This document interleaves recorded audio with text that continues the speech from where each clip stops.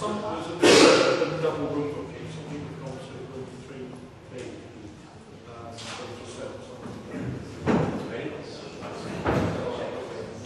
So the other way of cutting it is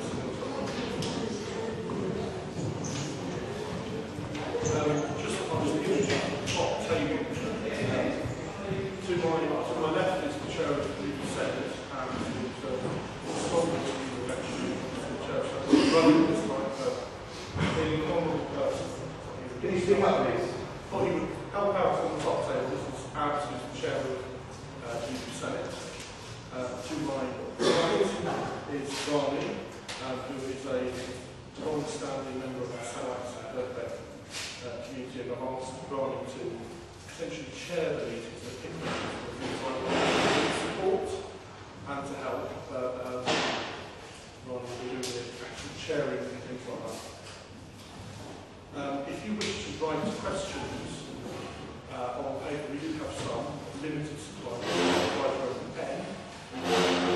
We will take questions directly from the floor, so you don't have to write a question. You can just put your hand up and ask, and that goes to both types of question. Each candidate will get 3 minutes to speak for each election that they're holding. So we start with President. There are 3 candidates for President. Each one will get 3 minutes to speak. Once all of the candidates for that position have spoken, there'll be an opportunity for you to ask questions. We will take an open question, which is for all candidates to answer. They will then answer. We will take a couple of supplementaries after that to follow up on particular points that maybe candidates have said, or all candidates, maybe they missed out totally or something, and just to get an answer, something about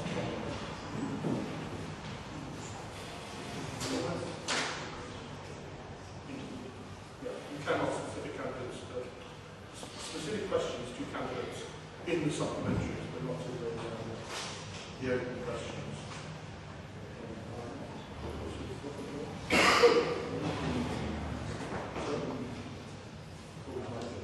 Good evening to you, brothers and sisters.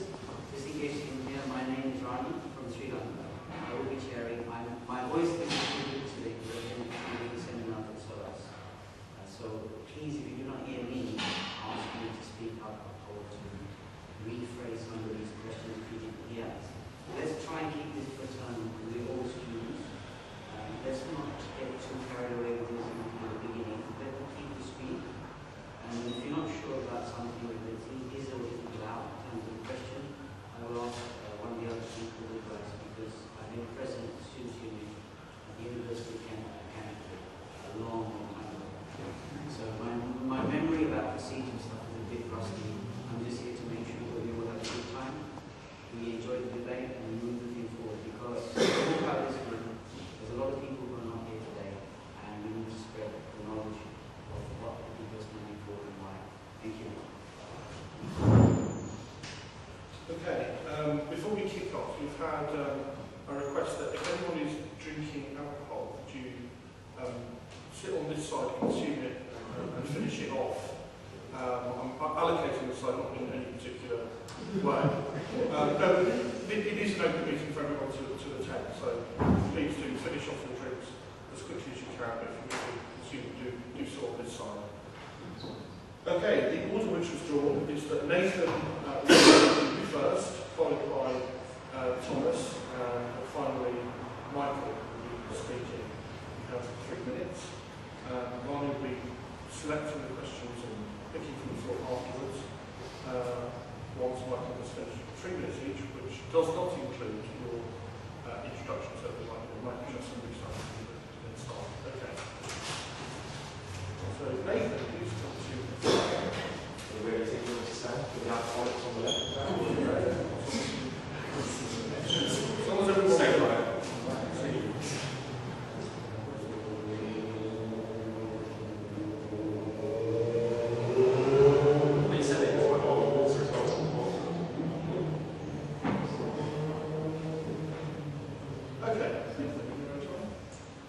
Good evening. So my name is Nathan Long, I'm running for President. I ran last time, well, not this successful, for the interim position. My main motivation for running this position is that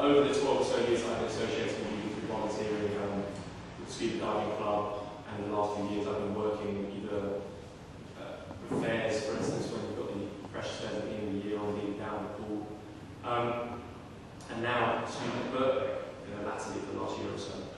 And my main motivation is that I do not believe that the students themselves have been identified well enough in the past, and that their needs have been put at the top of the agenda by the people who have had the authority to perhaps do a better job.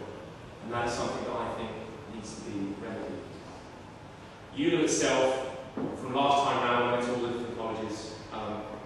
There isn't a lot of identification with the University of London. So there definitely isn't a lot of identification with ULU. A lot of people say, well, the primary thing I got was, where is it? What is it? They don't know what it is. Otherwise, it's the pool, right? Or it's the bar. And that's kind of it. It's those separate sort of forms. Occasionally people associate the bar and talk, but feel combined at the same time. That was it. There's no sort of belief, there's no understanding, there's no reasoning behind why it was created in the first place, which was that all the universities pulled together could do stronger services and fairer services across the board. Come in if you want. Already kicked off. Intimidated, that's and that's the main thing. It's to pull that unity together. And to do that, I think you need to identify the students at hand, to find out what they really want, to not necessarily push what you want them to do, is to feed back and help them as much as possible. And it's to make sure that it's not just ULU-centric, it's not just about here. The geographical positioning, say, for Holloway or other colleges, is not going to be detriment to them to receive services. Of course, physical services like the pool, etc., can't really ship that around on wheels. But you can do things like a training resource, whereas all of our sabbatical officers in any of our unions, when they get into power, someone here straight away sends them a proactive email and say, we're here, here's a skeleton idea of what we've had from our predecessors. If you want to add to it, if you want some help, you can call us, not a problem. And that's to be the first port of call and actually be proactive. It shouldn't be sought for. When I visit people at the veterinary college, they were just swamped. They were just swamped with everything they had to do, just trying to run their own college. And all they received from us, they felt, I'm not saying it's true, was that they were being asked to come out to march. And for them, they couldn't even mobilise themselves because they've got 500 to 1800 and no sort of handover. Whereas someone like Royal Holloway is very, very organised and they have a great team. That's the difference, and we need to spread those skills amongst us all. Right? Pen drop? Pen drop is the time. So, if you wish to change the way things have been, and you want someone who's motivated by your good person, what you want, what you need, then that should be it. Thank you.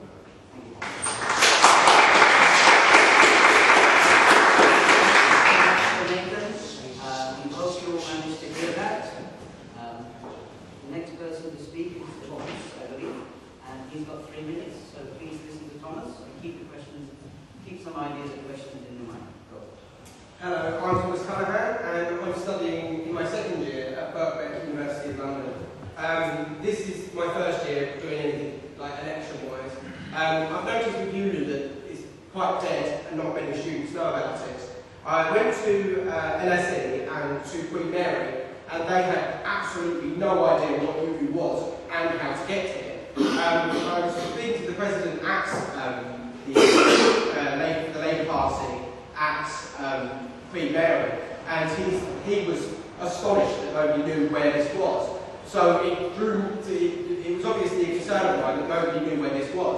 So my main aim is to get the societies and to get the actual university itself, the union itself, actually promoted within the universities, a bit like what Nathan was saying. So it is basically what the problem is. This place is not being advertised correctly, and it's basically to get this place advertised, to get the support networks on board, to get people involved with ULU, not just sitting there saying, oh, well, I don't know where the union is, I don't know where the union is. Well, let's promote the union, let people know where it is. Because people just tend to just sit back and relax and just think, oh yeah, we'll just let it go, but it's not the case. I work for victim support, I also work for a centre for a homeless charity, and it's about getting involved, it's about changing things. The people need to know how to change things in order to get change done. And they don't, and people just sit back and let it happen. And it's consistent. I mean, we have societies here that are specific, which I'm not demonising gays because I'm gay myself, but we have them specifically for gay people, but there's nothing for Indian people or Muslim people, people from different communities, to come here and get involved with nights that have been organised for them. I mean, I was speaking to people from the LSE who were saying that they wanted a night that was that played specifically Punjabi music. and to have something like that for them to be more diverse and to have more involvement for it to be more exclusive. Thank you very much. For it to be more exclusive for them, and it's just a disgrace that there's not enough being done. And also, that's what I'm aiming to change. So that's the end. Thanks.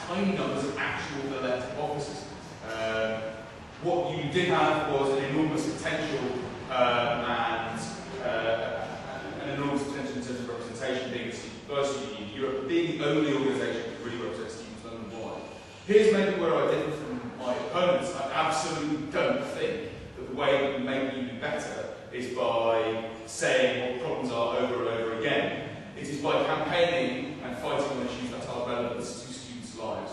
I believe in free education. I think free education should be funded by taxation of rich and big business. I don't think that's an academic issue. I stand for a society that's based on human need rather than private profit. That is not an academic issue. It is not an academic issue that we are living in squalor and paying through the nose in rent. And if we want to fight back, if we want to make ULU relevantly effective, we effectively have to fight as a student body in a collective, democratic way. Now, one of the big ways that I've been very involved in doing this is by completely rewriting all the ways that ULU is run. We've rewritten the constitution, the regulations. Some of that's still going through, but essentially it's the reason why the elections are as big as they are this year is in part because of the work that myself and Danny have done on that. We have the first autonomous liberation campaigns to fight against racism, sexism, homophobia and ableism on campuses that have existed in ULU. I'm proud to be part of creating ULU's, I think, first full-time women's officer. And we have created general meetings and referendums that we really get involved in. You know, some people say that like unions should be apolitical. No, I'd love it if unions could be apolitical. I'd love it if like the realities of life were not poverty, immiseration, racism and sexism and oppression. Because those are the realities that students face every day on campuses. And if we don't fight them, then there's no such thing as neutrality, because you're back here. Thank you.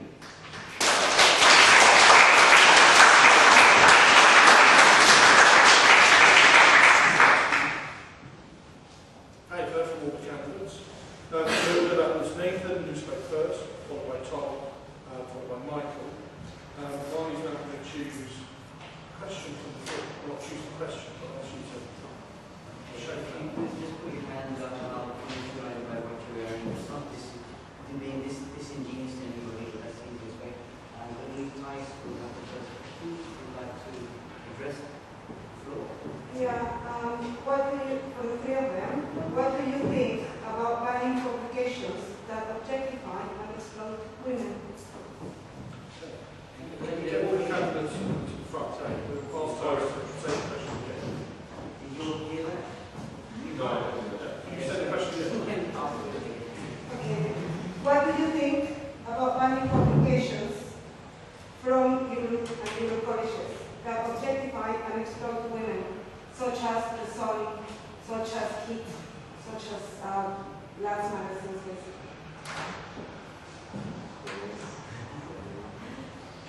Take a deep breath. Think about the question and then you will mind keeping in mind. Sexism isn't something that just exists in people's heads. It's something that's made up for a cheap laugh.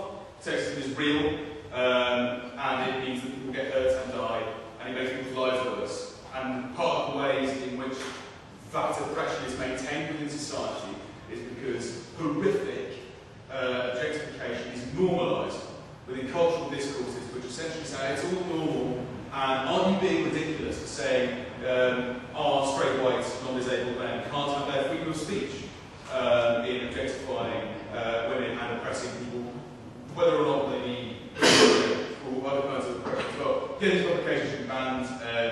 I think that they are a danger to students. It's for the same reasons I would support no platform for fascists. I don't think that some people's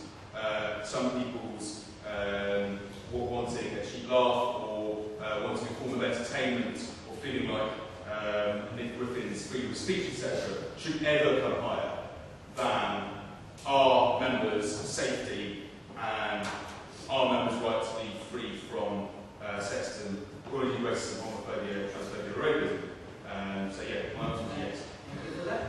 Will we have a reply, please, from Thomas? I believe in free press, and I believe that people should be able to do what they want. And if it means that it's a decision that somebody wants to take off their clothes and have their photograph taken, then it's their decision. And it's the free press, and it's the whole point of democracy. We have the Human Rights Act to back that up with. I mean, to sit there and say that it's extreme to say, we're going to oppression, it's not oppression, it's freedom of choice. You want me to quote the Act, the Human Rights Act, it's freedom of choice. You get to do whatever you want to do. It's a decision made by you to take off your clothes. If you decide you want to do that, then you do it. Then it's to do it. If you're underneath duress doing that, then you shouldn't be done, but it is your choice. So that's my opinion. Thank you for replying to that. Next, if you will, we'll have Nathan giving his opinion on this issue. I believe that I would prefer our shelves across stores to be taken up with more quality products that will open our minds more. But that said, I think you should really, how to phrase it? I think basically people, in terms of footfall, who's going to actually go off the shelf, I don't think you're going to find them, you shouldn't really find them on the shelves. I can't imagine so many people would want to be going out and buying these magazines. And so I wouldn't imagine that people by university would want to buy them in such a mass that they'd even stop them because it wouldn't be profitable. And I think that's probably the best course of action. I know that that's what happens. The vendor will actually make a decision based on that. I think that's the best way we can show it. As opposed to just banning something, it's far better to actually have a proactive attitude and have the people show, well, that's not what we're interested in, we're not going to buy it, therefore it's not stocked, don't even bother contacting us with yourselves. I think that's the best way. Thank you for that answer. So you've heard from all the three candidates on this specific question. Supplementary. There's a thing called a supplementary question. I need people to reply to what they've said on this specific issue. The sister in the khaki jumper at the back. Hi, just coming back to it, it's actually saying about prepared professional learning anyway. I specifically testing this versus one of your friends I know said this. What are your opinions on your so-called comrades who back liberation campaigns feel it appropriate to use such vile, intimidating and sexist terms as calling women cunts on campus because they have a right-wing political persuasion? And if you're not going to condemn them, would you say that women and minority groups are only allowed to be liberated to have the same political persuasions?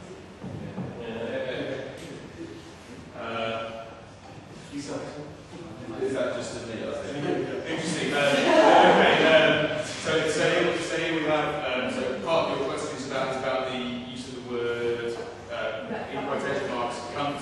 That is a word which is clearly, like, under some circumstances, has sexist undertones, and it's a matter that I've been debating between feminists. Personally, I would never use that word to describe a woman, and I don't think that would necessarily be the way that I would go about debating anyone personally.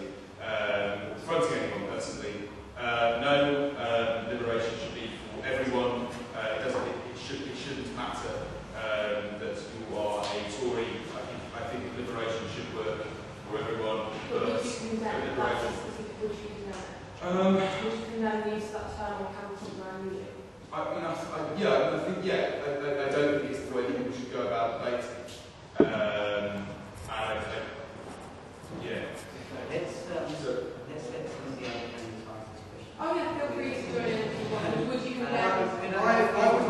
Personally, I wouldn't condemn it because I believe in freedom of speech. So if you want to, I know it's a horrible word to say, and I would personally say it, but if somebody wants to say it, people get angry and they say stupid things and they don't think about what they're saying, and to condemn them for doing something that's a mistake and they've got a little bit frustrated with something, that's absolute stupidity. It's fascism, near enough. You can't do this, you can't do that. It's stupidity.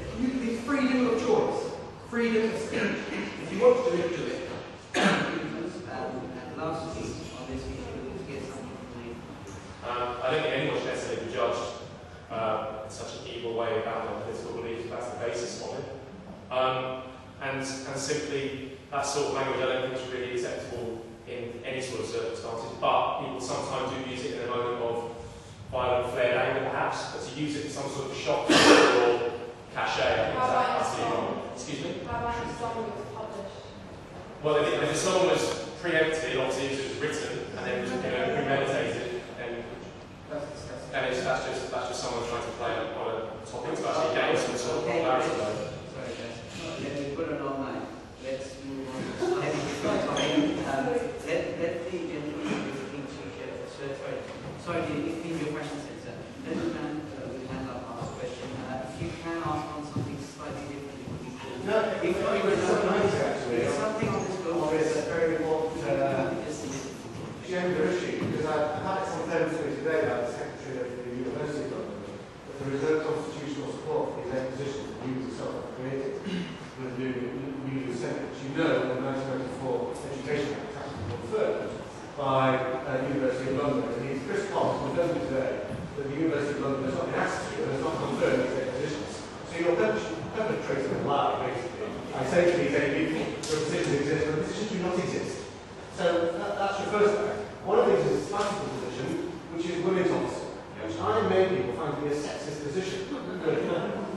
But in 2013, we can be saying that British women need to be liberated. They do. I consider this to be quite offensive, because actually what you're doing is you're denigrating how genuinely oppressed. You're denigrating genuinely oppressed people by creating a kind of fake consensus that there are these oppressed groups. You asked women in the group there. And, well, women in this room are not representative of anything in particular. So what I'm saying to you well, you're not representative. Is this a question? People of ULU or of what I'm saying to you is, would you consider that your role is education first and foremost? And you change this role into an education officer, which I think would be a very valuable role to exist within ULU. Because ULU, the University of London, exists, for education, not for fake liberation. So would you consider this change?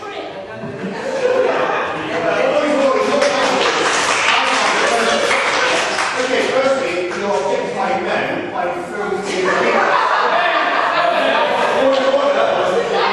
woman is the first in this room to use an offensive term as a form of abuse. Everyone is a dinner. As I'm speaking, everyone's presumed my boss told me to share this. I'm called a prick. And I want to offensive class.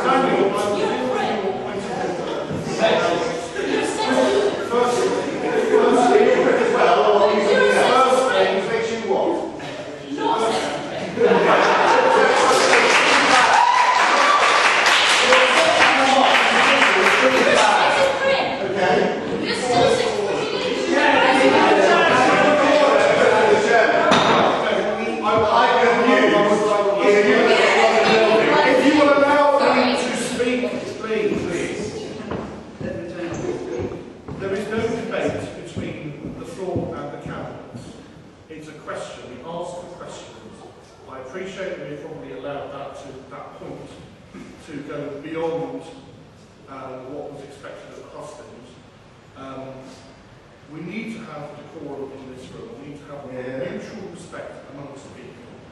I'm not going to ask for any retractions of any statements at this stage, but I would say that your conduct, Danny, has been not in keeping with what I said at the candidates meeting earlier on, what I've asked the candidates to do. And similarly, I just want to say, when you ask for a supplementary question, put a question, please do not extend it out with setting a scene and building up a case essentially against one of the candidates or all of the candidates or people in this room. You have your opinions, others have got others. The candidates are people who are standing for election, not myself. But guys, we'll go to the bar afterwards, chill out, informally discuss this. For now, just I want one last question on a slightly different topic. I think we should move on. If there's one more supplementary or something, let you just answer that specific.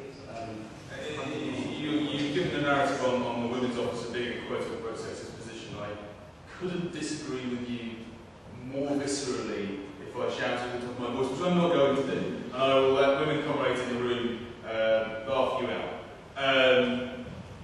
On the election stuff, you alluded to this relatively lie stuff. No, so just to be clear, the Constitution hasn't yet been changed, so you're right to say that Chris Colvin, as the University Secretary, you've been exchanging lengthy emails with a number of days. You're right to say that it hasn't yet gone to the University. It will later return. It hasn't also actually gone past our own Steele case. It's just been approved by the democratic process in the Senate. The elections, we didn't actually need to change the Constitution to run the elections in a different way. So all we've done is to take what were the 4 freestanding student trustees and simply assign them portfolios in the roles, so that executive officers and trustees can have a portfolio. So rather than a block of 4, as it were, you have 4 individual positions. So that's where those 4 are coming from. The other thing that's going on is the women's officer is being introduced. Again, doesn't necessarily require a change in the Constitution, change in the regulations. The regulations were changed by an overwhelming majority of the Senate, and they were approved by the trustee board as well. So all of the minutes and all of the things regarding the way this election is being run have gone through both the trustee board and the Senate, and only pertain to regulations, not the Constitution. So everything is going on as fine. There's Nathan.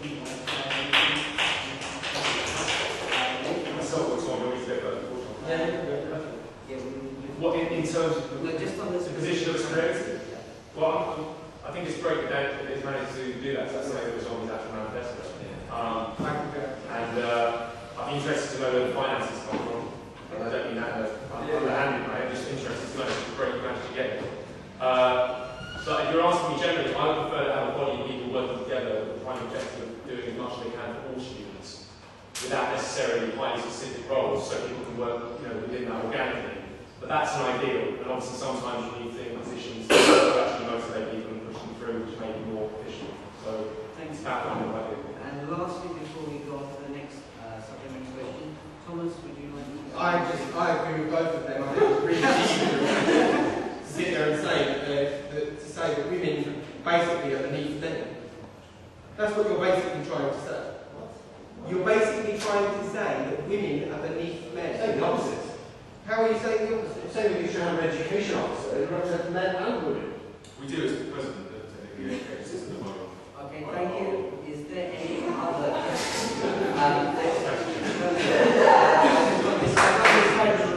This might make a difficult moment. But on this side of the room, can I have the brother with the grey top and the white scarf? Yes. Just following what the first few speakers said, that there's a kind of issue with you, everybody knows what it is, we're not engaging people properly.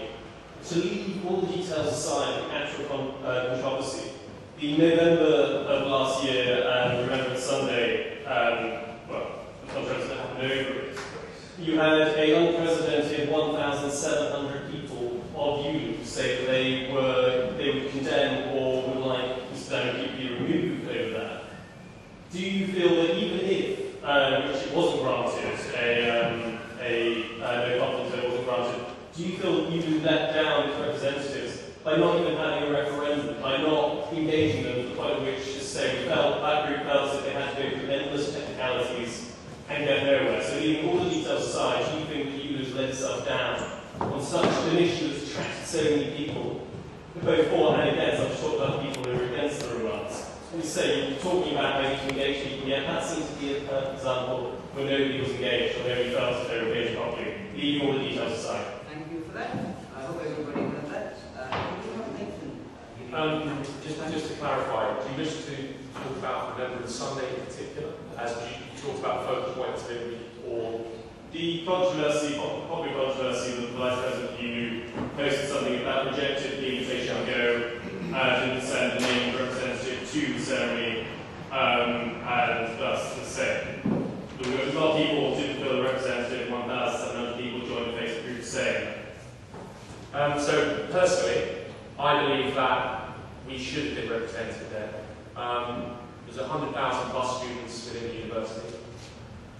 Whatever our beliefs, political and otherwise, I don't wish someone to compromise that, but I think you can do something, be that layer where you can then post that, or even write, I lay this, and these are the reasons I lay it for, as opposed to, this is why I'm not going to act. Because I think that did upset a lot of people. I think, it's not just fallen soldiers, there was women, there was nurses, there was, if you just care about animals fallen, there's, down by Hyde Park, there's a monument to those. And it's still deeply felt, and it's about the fallen. It's, people who died in World War II as well from the bombings. It's not, for me, personally, the way I see it, it's not just about the soldiers that sent there. And even if I was basing it on that, a lot of those men who were forced into that, they came from the lower classes.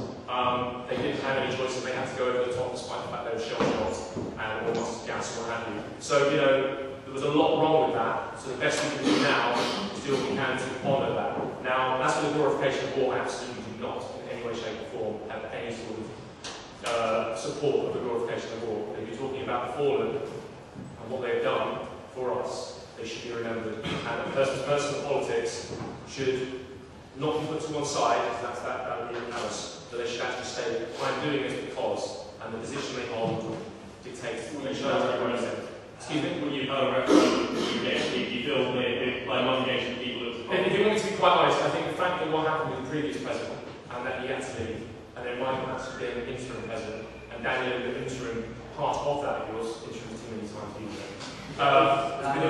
Excuse me, sorry, one second. The fact that there was so much before going on nonsense, and the fact that we're still trying to sort out all of the stuff that's going on in colleges and keep deciding to have a referendum at that point, I think would have put us in an even weaker position in terms of actually where we're going with our future.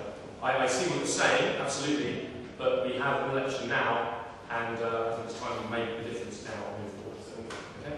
Thank you. Next. Sorry, no problem. My next door neighbour's little son, who I've known forever, just came back from Afghanistan, and he was in one of the Welsh regiments. So it's interesting what you're saying about that. Thank you for the presentation. Does Thomas want to add something to this? Or we want to leave it for the next thing? Sorry,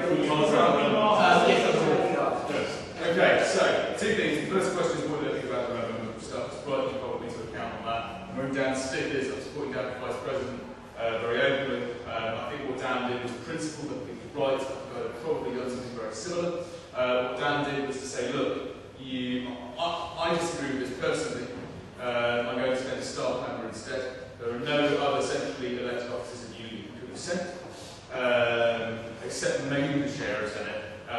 But so essentially, the problem here is that Nathan's right to say one should honour the dead in some kind of way. War is a tragedy and a farce and a crime more than anything else, and to be perpetuated by institutions of government and militaries and ruling classes all over the world for their own selfish interests. And I think that it is impossible in that light to regard Remembrance Day as an apolitical event. It is impossible to see a pageant of the military and of the senior politicians, many of whom are still sending people to die and are still killing civilians all over the world, sitting outside and essentially saying that it's some kind of apolitical event. I think that's wrong. I think that both statements, going to a remembrance event and not going to a remembrance event, are political judgments. There was no policy in place in the ULU which Dan had to act on. He acted on his own personal convictions and on the pledges that he was electoral, anti-militarism, anti-war. I did the same thing.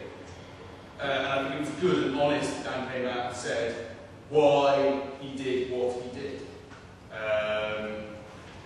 Rather than in previous years, which is what previous presidents have done, which is just not show up. And of course there's no regrets for that, because no one knows what's happening. Dan had an open and honest debate, and I think that the backlash against that says so much more about people who are perpetuating the backlash than it did about Dan or about you or about anything else. Now there's a separate question you've raised about the way we handle this, which is about actually much more micro. Again, working your way to account on the referendum stuff. And essentially what we faced there was that we needed a secure petition in order to call a referendum. You couldn't make confidence down, try to make confidence down through Senate. We had meetings in which you said, you know, you would definitely lose that vote, you didn't want to go down that path, so you decided to go down the path of a referendum instead. And in order to call that referendum, you needed a secure petition. And we had to define what a secure petition was.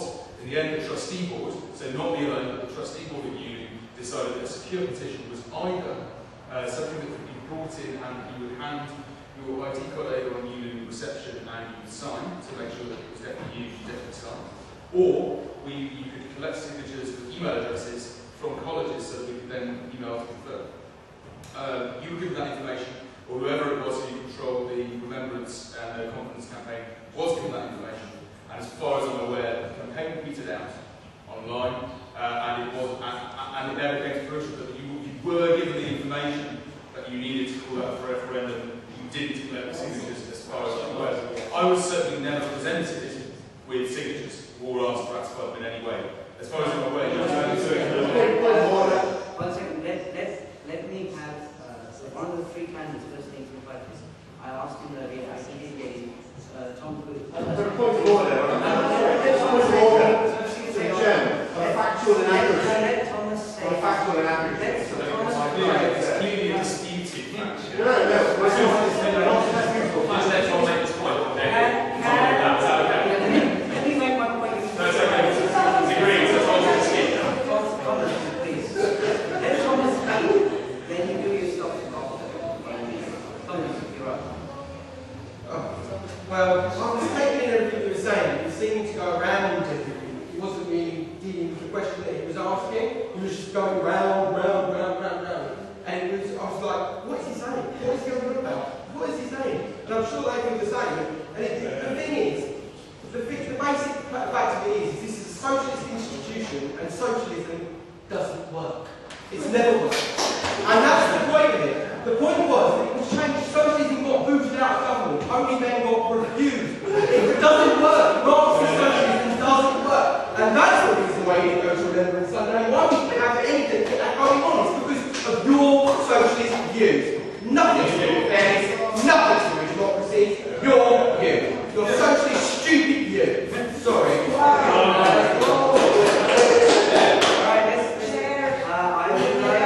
would like one last question to the candidates who somebody who hasn't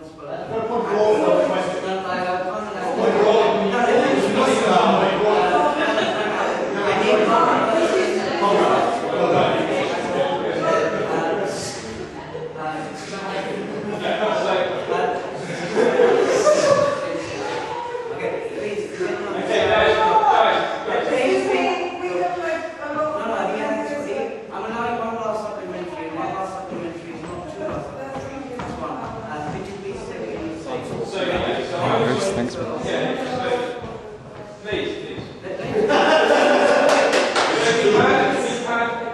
We've just heard from the current president that he believes that online petition would not have been secure. That is to say, he would like it to have been paper-based, and he provided two examples.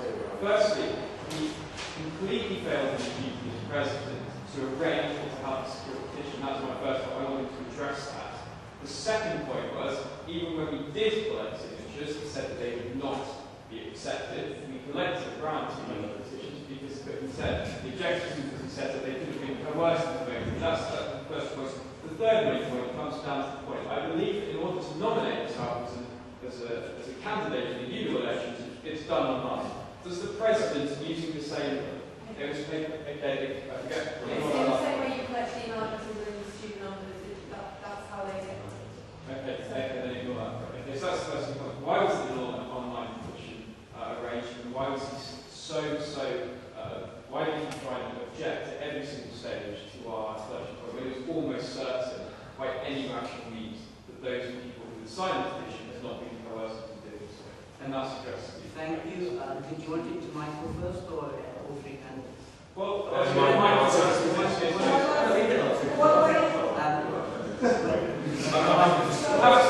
the candidates can address how they would felt differently going forward and how they would Thank you. Thank you for ending on that positive note. So if it's perfect well, what would you do?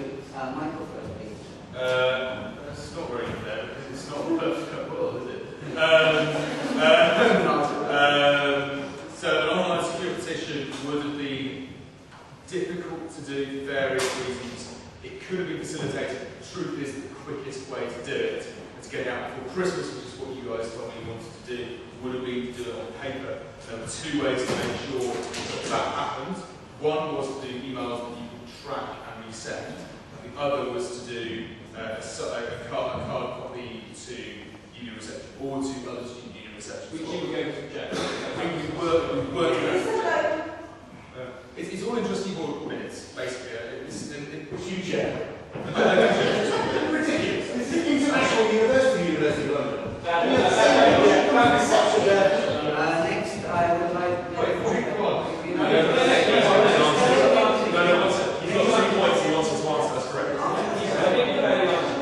How would you go forward? How would you guys, would you want to put in place? Okay, I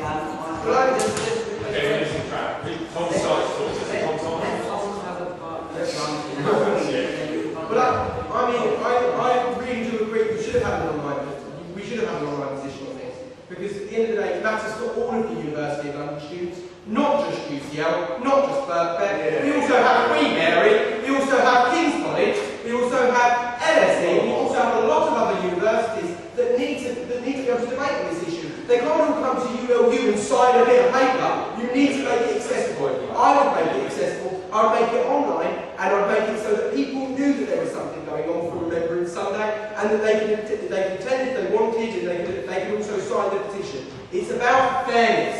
That's what we're talking about here. We're not talking about some stupid idea of just going from narrow-minded points of view like they're doing. It doesn't work, and that's the reason why I'm standing.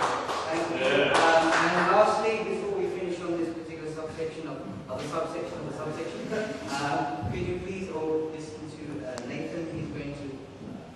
Okay. So in order to actually, thank you. Sorry, that's what I was going to say. So what you did, you raised awareness of what you were the campaign. You brought forward to your president what you're sounding. It seemed like everything was rejected that you were offering. I see a very simple resolution to that. The fact that we used the voting system in October, November for everyone across the campus, that could have been reopened, and they could have used the same numbers, and they could have voted on the referendum using that, and that would have been done pretty simply. In terms of the advertising, that's another matter, but in terms of the actual mechanics, that's what could be done. If that wasn't secure, then that was all of our elections, which would never have been done. So that's what would have been the best course of action, in my opinion. So going forward, would you like to put in place perhaps new protocols which would be used in the future? I believe when you take on a position such as president, you're not just representing yourself, so you should be in attendance to such events. Okay, And I'm sure Mr. Chair agrees as well, you put in place a new protocol. Yeah. So that is the idea of the position. It's a great thing, thank you. Okay, you have. I've actually answered the question. Michael, just last thing. So, just clarify, in terms of the mechanics, there'll be no one withholding the vote. The problem is how it's called. I'd ask people by petition or by consent.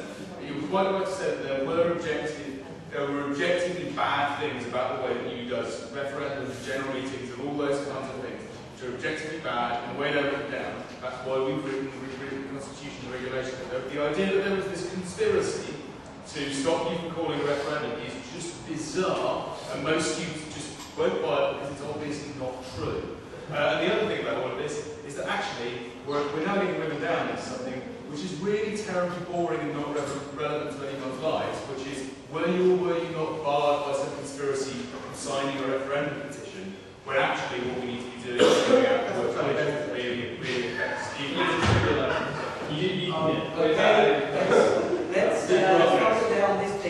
Right, please, thank you for speaking.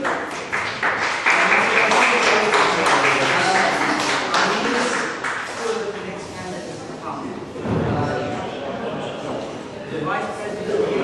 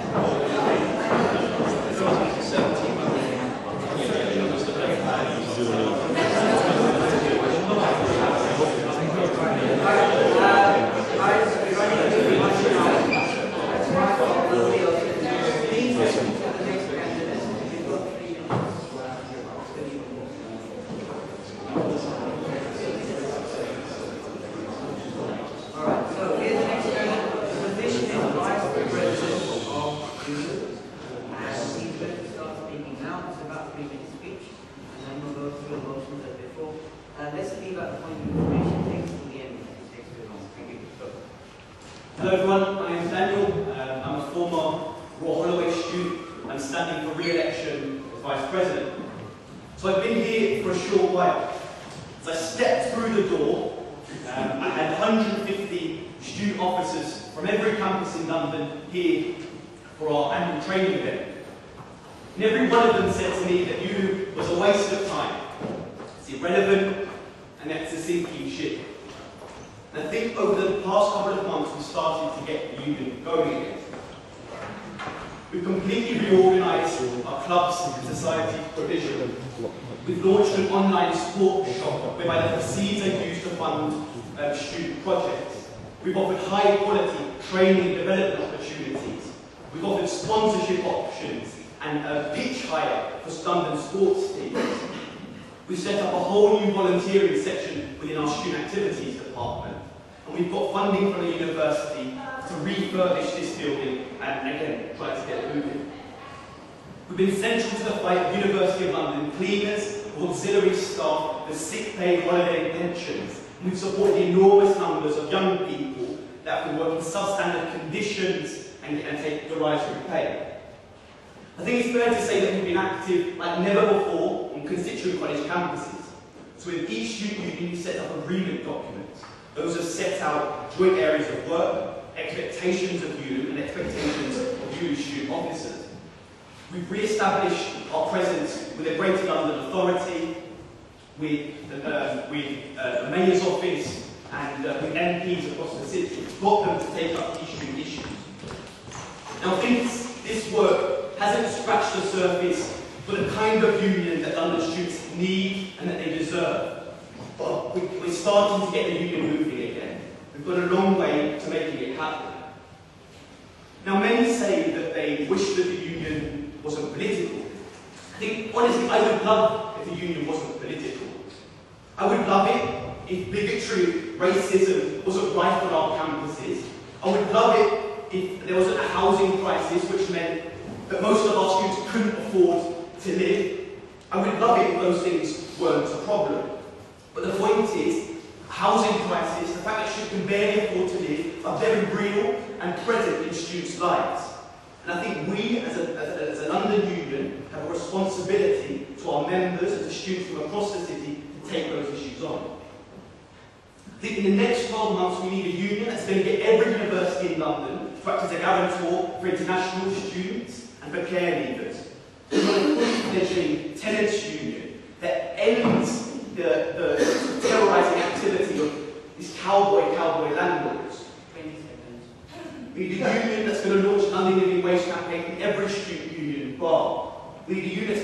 our public health service, our campus health provision. These are the things that I want ULU to be. This is why I'm asking for you to vote with me and to come with me over the year. Just want to say one final thing.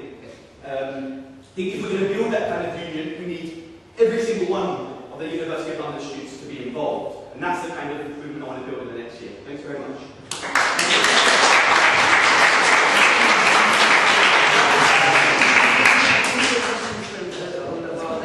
We've got next Daniel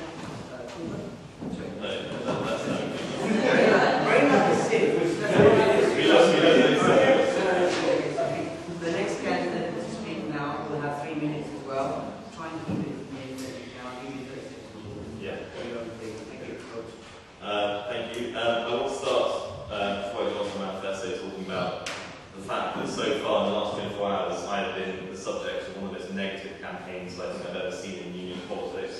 That has gone far, so far as involved members of my family being called unpleasant things online. That has involved people who have put my manifesto on the Facebook pages being hassled and intimidated and bullied via private Facebook messages.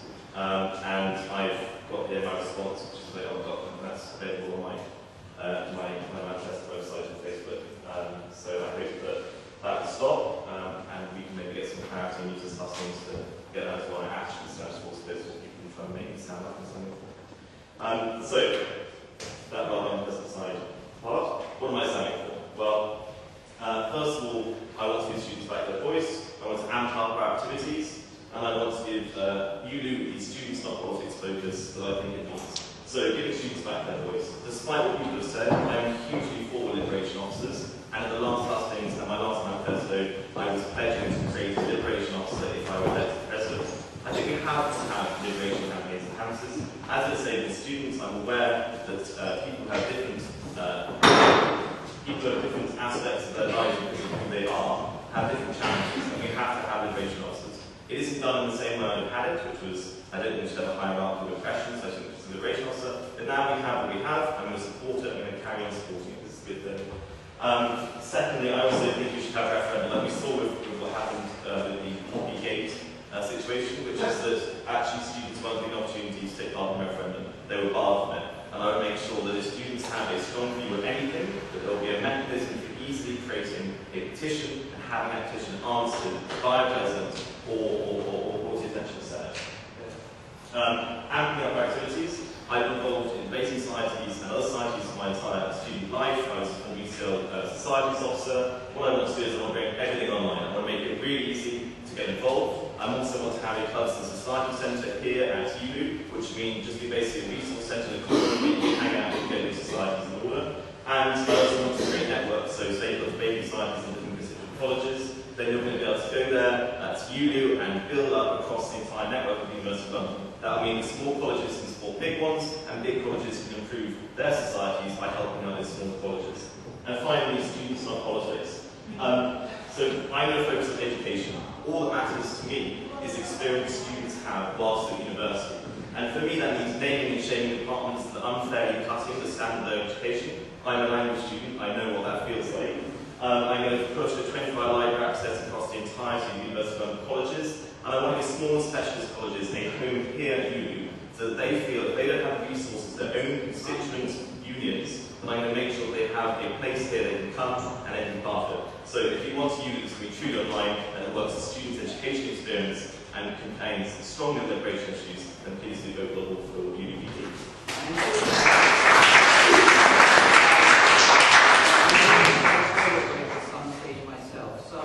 Everybody's life easy, my apologies. To make everybody's life easy, can I have a couple of general questions to both candidates just so that we can find out a bit more about these issues?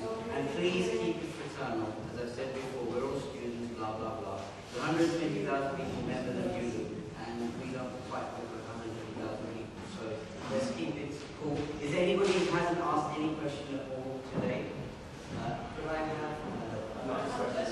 No, to both these two candidates, not to me or the venue. If you've got a question for the candidates specifically, somebody who hasn't spoken so far.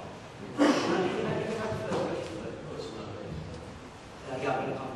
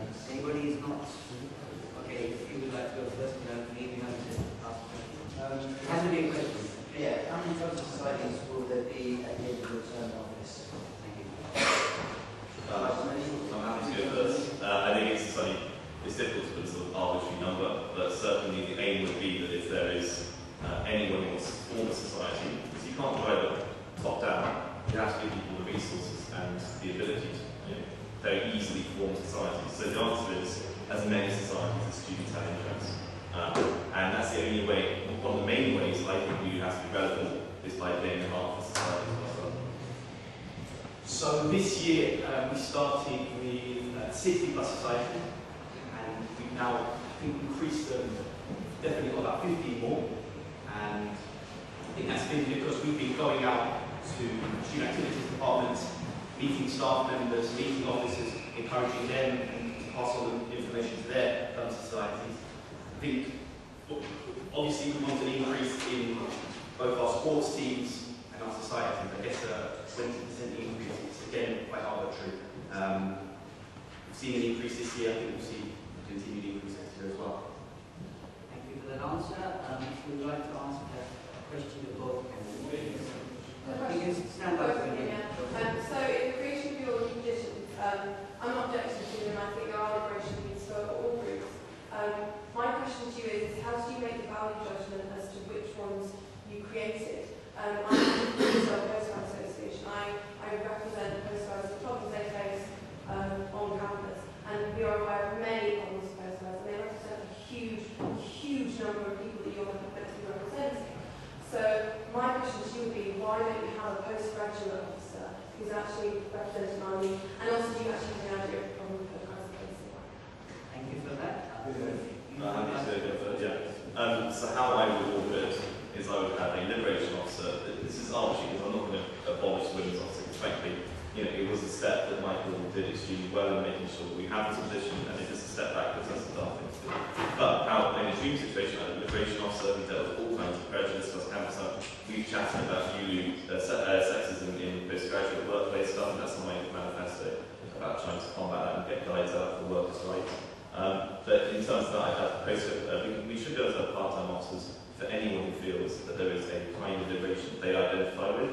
And I see no reason why there should be part-time officers for as many people as there are, many liberation campaigns people want. I don't see why that should be a problem. But I have an issue, I think, there's a women's officer candidate who raises the same thing in her manifesto, which is that we do create hierarchies of oppression. We make value judgments about which liberation campaigns are more important. Personally, it's not something that I agree with.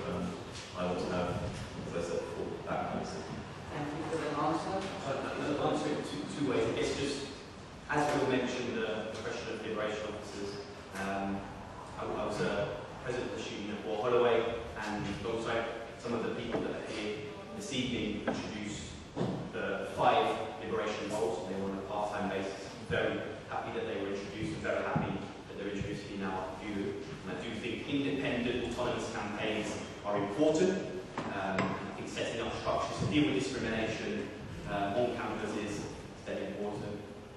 On the postgraduate stuff, so this year we've set up a ton, in fact 8 online and also physical networks for students to meet. There's one on education and academic matters, there's been one around welfare, and those have been about officers meeting, but also students that are interested. There's been one for postgrads, and that's sought to bring together postgrad officers, both part-time and full-time. I know that I've been working with the IOE president around some issues that their students predominantly had to take up. I think I'm basically in favour of setting up a part-time postgrad role, and it's something that we should definitely be doing. Or is it something that you just not? Well, I think it's like the international student officer. It's kind of the thing that we've done, and again, we should be introducing that role as well. So we've got Senates left this year. I'll second your motion to bring a postgrad officer. Thank you for the answer. Can I have a general question again? Please, it must be to both candidates. I'm going to go on this side of the room. I believe you've been having an answer on this. It must be to both candidates. Yeah, sure. Keep it cool, keep it clean. I have no problem with asking questions. Just to them too. Yeah. Do a great job. Of course. Yeah, because you're clearly a very principled person, and I genuinely respect that. I respect everybody who operates from principle. However, I think that the University of London Union is missing out on the potential for really being the national figure on education. Because the ULU, and I'm a trustee of ULU, it focuses on so many issues, many of them international, that it really does miss out the opportunity for this national figure on education. And if you're not focused on education, then who is doing it? And what I'd like to ask both of you, okay, because you're both people, what I'd like to ask both of you is what you would like to achieve for University of London students with regard to education in your year. Very much, you probably only do one or at most two things, which are changes you can make, positive changes you can make. Now that's the question I'd like to ask both of the candidates. Thanks for that question from the floor. I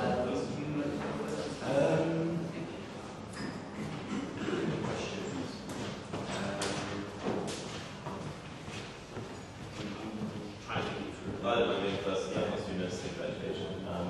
So, as I said, I've got my manifesto, I have better feedback systems. If I pick two things I want to do, better feedback systems. So I know as a manager of students that my education has been deprioritised by the department on a higher level because of the nature of the lead tables and all these things. And I'm not happy with that. And I want a way in which I can have ULU officers, who can go out there and actually say that department right there is not providing a good enough education, that department is not giving the quality of those students deserve. That's number one. It's a name and shaming feedback route. Number two, I think students need to be empowered to understand that actually there are mechanisms within unions and within departments, like I think it's Michael Pelley, STARS, STARS, so that actually people can get involved. As far as I'm concerned, the more this structure, decision-making process, in terms of education, quality of that education, that has some kind of student voice, the better. So it's the feedback route, and of course the 25 library access and lots of other policies, I think we'll tie 4 page in this. But education is a massive priority for me, because frankly we're students first, and politicians are a long way down the list. Yeah, sure. So I think it's wrong to say that ULU isn't focused on education. In fact, I led this year a free education block on the National Union of Students demonstration, and that made a call for free, publicly funded education, and that had a national focus. That brought together student unions from across the country, came down here in March. I think that's the first thing. In terms of what we can do on the ground, I think ULU, well, at least I found that it's quite difficult to kind of get down onto the bread and butter, because normally student unions locally take that up. But for example, midwifery and nursing students at King's this year had their bursaries cut. Most of them were told that they would have to, most of them had to leave the university as a result. So ULU played a role of lobbying the Greater London Authority, London MPs, to get those bursaries reinstated. I think that's the kind of role ULU should be playing. It's across the city, and it's taking on some of those bigger issues that local student unions may not be able to deal with. Thank you. Just to make it fair, we have the cameraman at the back giving a 1 minute question to both candidates. 1 minute question or statement, please, for you. Then Tice, same. Please keep it 1 minute. It has to be to both candidates. And then Michael, and then we'll switch. Can I just say, I'm quite happy to take a question on the Let the brother at the back of Timothy. Okay, cameraman, you're up. Thanks, mate. You can go first. Brilliant. Must be to both candidates, please. Okay, brilliant. Anybody late, please come forward. There's seats in front as well. Give it a try. Go. Stand here. So I asked this question at the presidential hustings and by-election, so please forgive me if you've heard this. But it costs the LSE to be a member of ULU £100,000 a year. That's a lot of money, right? Our union did a cost-benefit analysis. We get 30 grand's worth out of ULU. We lose 70 grand by being a member. What do you actually do? You've listed all this stuff that you're doing, so it's what that. You're listed all the stuff that you've done. No one at LSE knows. No one knows. Less than 1% of the LSE has anything to do with ULU. What are you actually going to do to make it worth our while to be in? Why should we be in? The only thing about our union meetings that gets a cheer from everyone is when they call for the abolition of ULU. No one wants to be in it. Okay, what are you going to do to get us before to want to stay in? Please. Thank you for that. Before you, I hope everybody heard that. Thanks once again to the colleague at the back doing the filming, so we know how well we do on this next one. I know I should be down back, but I want a 1 minute question or statement from Bryce next.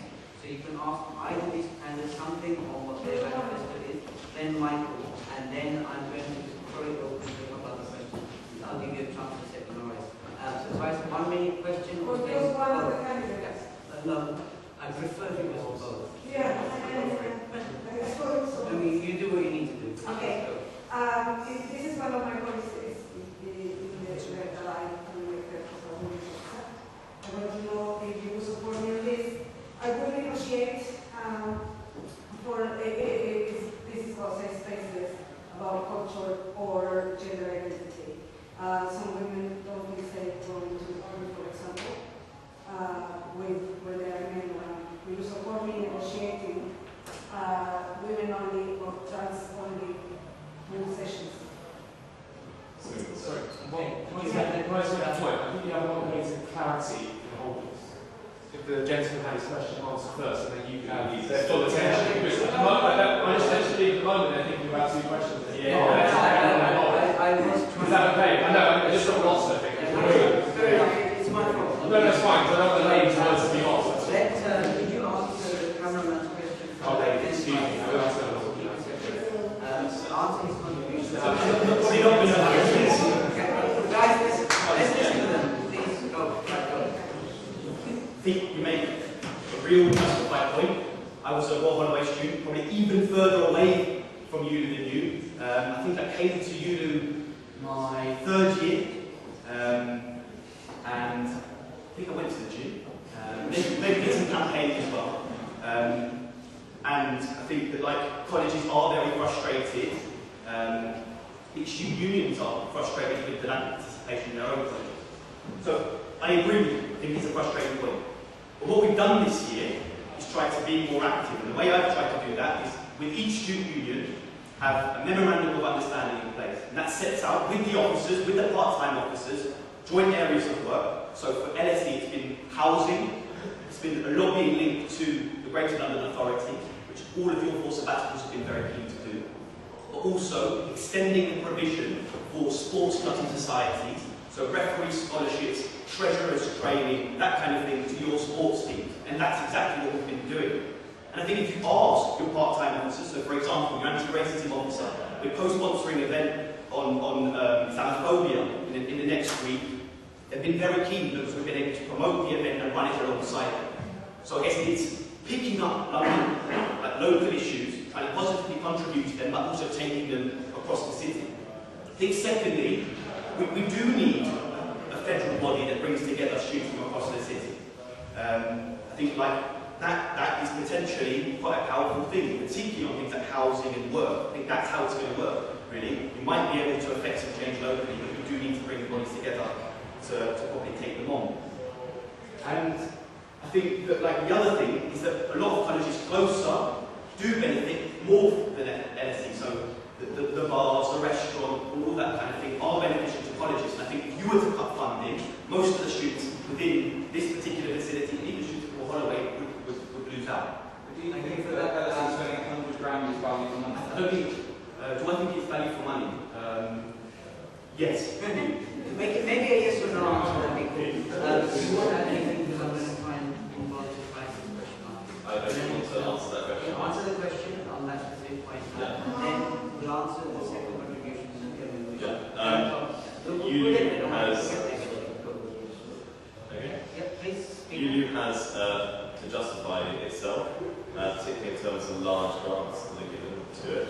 And I know that students at King's, for instance, and I think LSE as well, began the process of asking their unions to lobby for removal from ULU. And that's a huge shame, because wherever there is an institution, an academic institution, there should be a student union running on site. And that student union should represent all of the students. We have to have one. I'm afraid to say that I think that actually one of the main reasons ULU is here as part of the VP role that Dan has mentioned here is the small specialist colleges.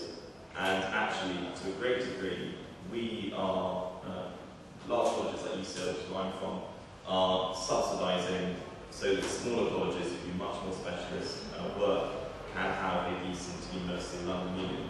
And I personally am delighted with that. I think it's a really good thing to be doing. I think it demonstrates that actually the big colleges aren't out for themselves. I think it's wonderful. In terms of justifying ourselves as students generally, I have to say I think we So, you know, if you have your degree and you think you're not getting enough contact hours, the answer isn't March. The answer is, okay, yeah, I'll come in, come meet me in the office, and we'll go and chat to the department head, and we'll work out what we can do, we'll work out how we can sort this problem out. And if they don't do anything, then we'll go and wave the big flag saying they're not doing anything on a department-by-department basis. So we can make ULU justifiable, both in terms of keeping small specialist colleges at the heart of ULU, and also to make sure that education, that we're doing stuff that makes ULU relevant to our education. Okay, thank you. Do you both wish to answer? My answer will take 5 seconds. Yes, absolutely support. Okay. Excuse me. Let Faiz ask the question again in brief because they might have got optimization goal. Please stand up. Yes, yeah. Why don't you create something which organises these various student organisations? It is a fiscally unsustainable approach to keep creating things. Which one of you is realistic and which one of you is going to actually make it fiscally responsible? To answer. We are running out of time. Yeah, just restart. Go. So I'm actually going to Jay, Guys, please listen. I'm actually going to answer my question because, frankly, I'm sure if any of you following selection, you know exactly which party I'm a member of. I'm in the Conservative Party, which, for the reason being that I'm a Liberal. I'm actually more than that. I'm a district councillor. And in my role as district councillor, I've had the incredible privilege to be able to help people in, for instance, securing council houses that are better for them because they've got families that can't get up the stairs appropriately. I've also been incredibly privileged to be part of a committee, which I now chair, that gives out money to make sure that every voluntary space for volunteering activities in the area represent has the capacity for people who are disabled to access that space. I'm incredibly privileged as well to be in a position where I could defy the Conservative whip and vote in favour of the creation of friendships in my district, a thing which I was personally held to account for later. So I'm proud to be a Liberal, and I'm proud that in this election it doesn't matter what party I'm a member of, Michael, and I'm sure you know that because we have many conversations over pints, but it's quite clear that I'm far less harmful and awful as some people try to make out. In terms of the finances of ULU, so with the functions that I assign to it, I mean, it's difficult because Vice President is quite a specific role. I know Michael and Dan made almost identical speeches, but actually Vice President has its own functions. And what I want to see is a process where the ULU Vice President is undertaking a massive increase in the number of societies, a massive increase in the small specialist college element, and a massive increase in how we can get people to get the most out of their degrees. So, if you want to pin down exactly what I'm standing for, it's nothing to do with my party politics, Michael. It's nothing to do with accusations that have been levelled against me and accusations that have been incredibly bullying and intimidating to people who have been supporting me. What I stand for is students' experience at university should be as good as it possibly can be. It should be safe, and they should have a really good time whilst they're here. That's what I stand for in this campaign, and I hope you'll spoke to me. Thank you for your answer to the last question and question. Can I have the final word to you, please? You can respond to any of the last 2 or 3, just so we finish soon. I'll take that. And then it's women of the South. Very brief on later. So, I'm a socialist. I'm a member of the Labour Party as well. How embarrassing. More been there. Yeah.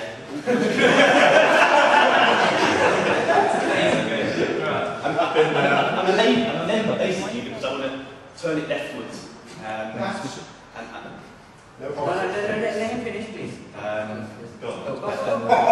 Don't be shy. Go. What's going on? Calm yourself. Calm down. Calm down, dear. Commercial. You want to carry on? So I want to turn it leftwards. 50% of the votes at Labour Party conference are made up of by trade unionists, and I think that's the force that should be leading the party, not right-wing bureaucrats like Ed Miliband. That's the reason why I'm a member of the Labour Party. Probably can write something about that as well. The funding. So I think it's a very good question. I'm pleased that it came up. It's something that's preoccupied me this year. So just a kind of bit of context and a few points what we've done this year. So firstly, ULU was being given a grant by the 19 constituent colleges of £1 million in 2007. That was cut by 300,000 and it's now being funded 700k, in fact just less than that. It's funny because when I was at Sabbath Royal Holloway, we were getting probably the same amount that ULU gets, yet we represented at Royal Holloway 8,000 students, here we represent 140,000 students. So it's a body that's massively underfunded, and you know, that's an issue. So that's the context. What have we done this year? Firstly, we've lobbied the college, the university, for funding to get this place fucking sorted out. The horrible floors, everything like that. Sorry? You get it sorted out? The funding is coming through. We're getting the bar downstairs refurbished, and we're going to get all of this repainted. So there's that. We lobby the college. Secondly, we set up our own initiatives. So the sports and society shop, as well as giving like excellent equipment to sports teams, canoes, proper t-shirts for society. A pot, all of the profits are put into a pot, and students can apply to use that for their student projects. All right, we're not going to finish the question. I think we also become more credible and respected by being active on campuses and winning campaigns, and that's about housing and that's about work, which are both my priorities.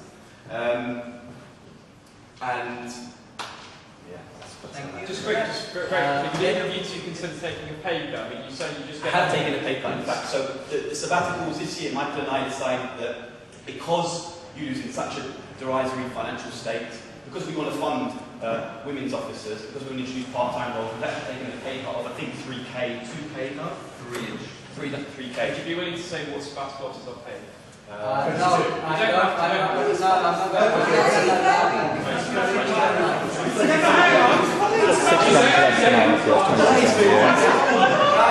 It was 25, but the pay Let me finish. I'll allow time to ask questions right at the end of the meeting. Let's move on to the next one. I'm going to call it 6 minutes, and I mean 6 minutes toilet break for all of you. But I definitely will. The next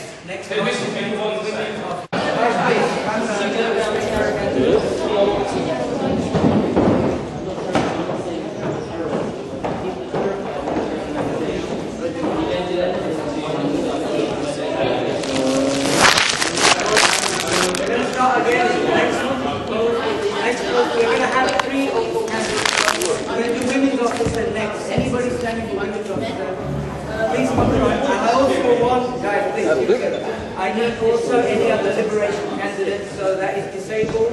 There is a black officer I think standing this year, and any and the LGBT people as well. I'll do 3 sets.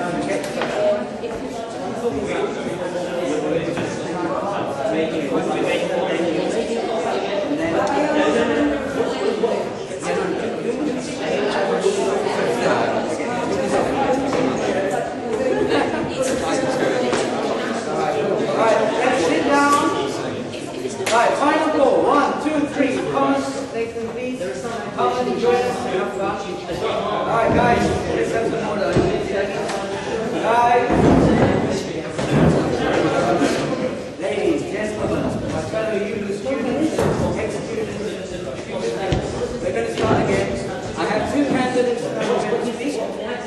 Can we have order in the room, please? Can everybody see here? Okay, thank you. All right, if you would like to speak for 3 minutes, please, and I'll tell you when you've got a minute to go. Okay? Hello, my name is Ismana. I am from Royal Holloway, and I'm in my 3rd year. I'm also president of the Feminist Society. 2 years I've been the only West Women's delegate for Royal Holloway, and this year I'm running for ULU officer. During my time at Royal Holloway, I've not only been able to find my own activity, but also help others find theirs. As ULU officer, my focus will be using my experience and resources to empower women across ULU to fight for what they want and what they need. This past year, I founded the London Student Feminist Network, a strong network of students that meet monthly at the Feminist Library to discuss and coordinate campaigns. And I played an important role in organising the first ever student feminist conference right here in ULU last weekend. Over 100 students came from all over the UK, while as Scotland, I think, to share experiences, learn and inspire each other. I consider these to be my two greatest achievements as a student feminist, and they demonstrate my commitment to facilitating spaces where women can work together and empower each other to create change. And I know that these women do not need a women's officer to tell them what to do and how to campaign, but a women's officer who will provide them with the support and platforms that they can use to make their campaigns even more successful. And I believe that I am the most experienced woman to do that. The word intersectionality, which refers to the recognition of connection between issues such as race, gender, sexuality, and disability, is central to my feminism. As president of Royal Holloway, I have helped organise events with the Afro-Caribbean Society, the LGBT Society, and the Sisters of ISOC to talk about the representation of different women in the media. I've also spoken on the panel as a disabled student woman at the Royal Holloway Let's Talk About Disability event. I want to work with the London Student Liberation Network to strengthen liberation activism across ULU. I believe that all our institutions should have zero tolerance against sexual harassment policies and infiltrate them properly, in order to ensure that unis are safe spaces for women to live and learn in. I also believe that the government's attack on education is turning back time for women's liberation, along with cuts to NHS and support services for student parents and carers. I want to help groups communicate the effects of these cuts to women students and build campaigns to defend these public services. 30 seconds. I also intend to ensure that students have access to quality sexual and reproductive health services. I want to put women's rights, activities and welfare at the heart of ULU. And if you want that too, please vote Swana for the new women's officer.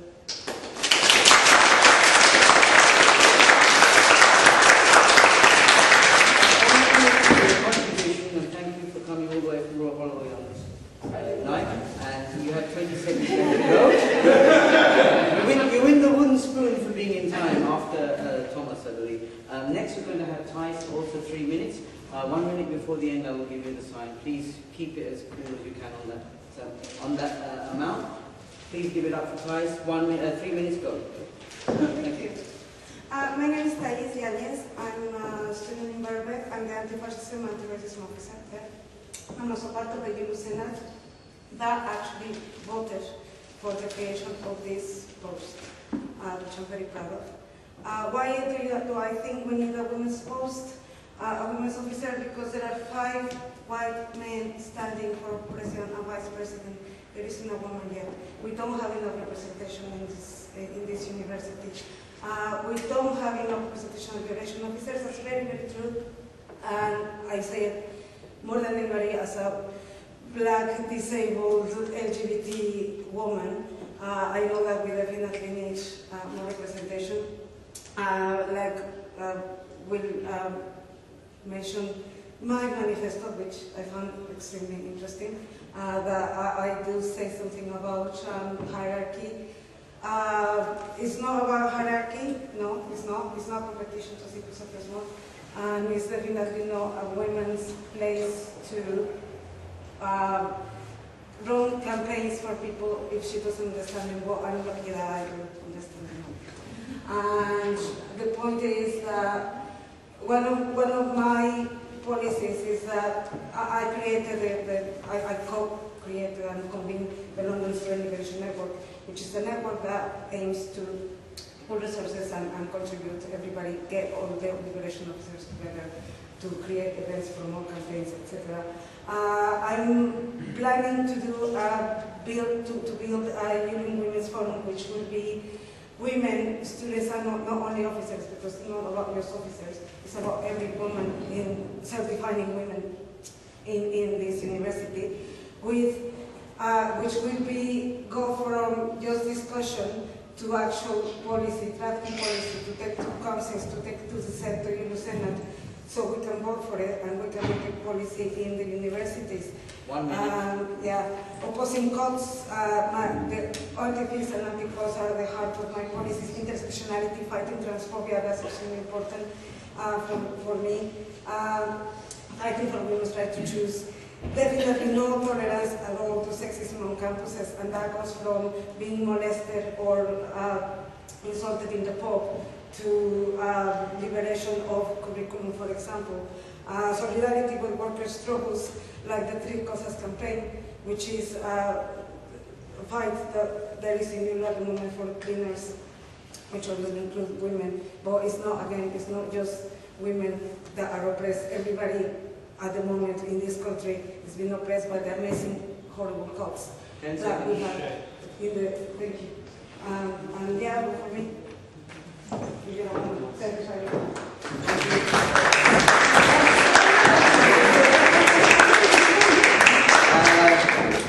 Candice, please stay there. Thank you for that. Thank you for that contribution. I hope I didn't interrupt you and cut your time off. Because we're running out of time, I'd like you to just ask a simple question to both candidates and keep it clean and keep it quick because we are running out of time. The next thing will be, I believe, disabled officer? LGBT, sorry. No, London students. London students, the next one. Okay, I need just a question to both candidates and keep it brief. I believe you can answer. This is directed to both candidates. I think you're going to both be paid, assuming you get paid the same as the current president and vice president. I believe you'll be paid in the region of £19,000 a year. How do you justify that, considering the fiscal problems that unions as a union is facing? Secondly, do you think there is a need for a ULU-wide one, considering at all constituent colleges they have their independent women's officer, and I know for a fact at UCL, for example, as well, there is a women's officer in each individual department. How do you justify your £90,000 salary a year? Okay. Thank you. Let the sister from Royal Holloway answer first, and she spoke first. Okay, please go. One, there isn't a women's officer in every single university. I know that because me and Dan fought for one last year because they've been diminishing over across the country because people think they're not needed anymore, which is surprising because it's 50% of women in university, so they feel seriously sexually harassed. But are women's rights covered by another officer? These are sometimes, there are sometimes women's officers when they can, but these women's officers aren't trained by anyone. They're just put into the role like, my communications officer isn't now going to be running for a women's officer. Nobody's been women's officer before, she doesn't know what to do. So, what to do is bring them all here, get them trained properly with the information that they need to go back to the campuses to be filled. Over the amount paid, I can't control that, but I will take cuts or give the money that I'm paid for to go into campaigns if that's needed. Thank you for that answer. I would like Price to reply to this specific question, and then I want one question on this side just to make sure that it's balanced out. We'll come back to you, Thomas. I believe you had your hand up next. Would you like to reply, please? Go.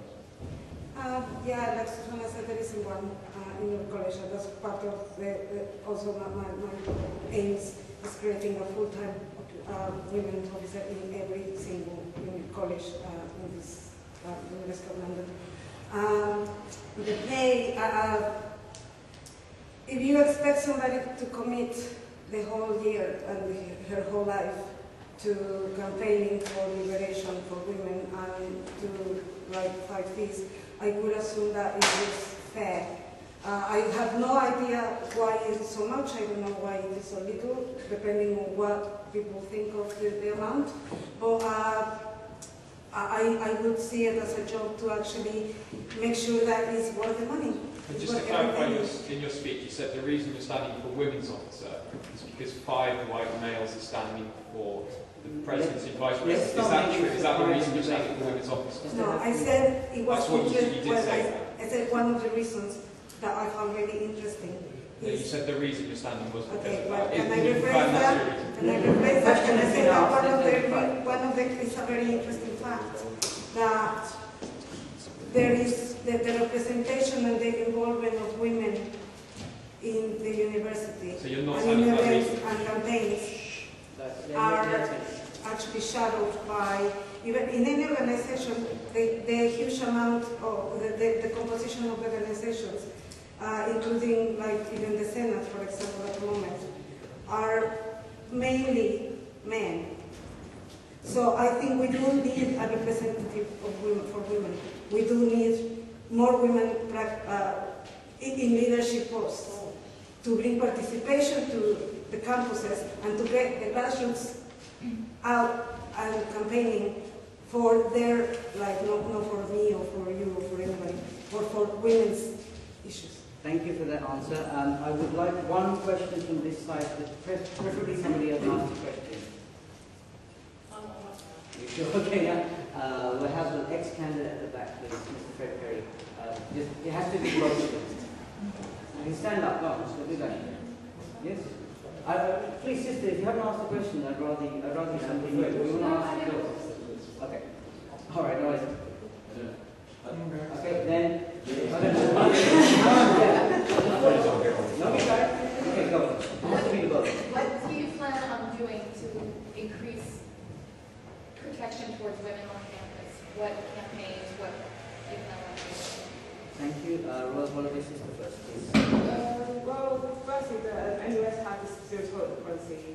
It was based on research we did on campuses about how we felt campuses. And we did our own research on campuses to see the rates and where the problems were.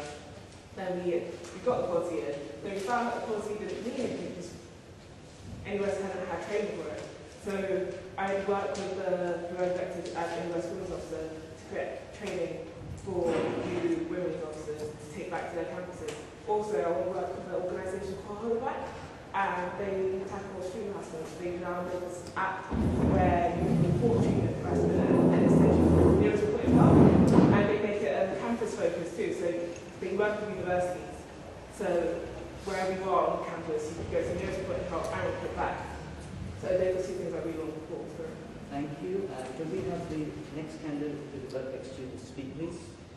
I would think right now I can only think of three things. One of them is training not just for women's officers but for men and women and certifying women and certifying men about sexism, about the effects sexism has in people, especially women who are the most affected. I mean students, I mean workers, I mean teachers.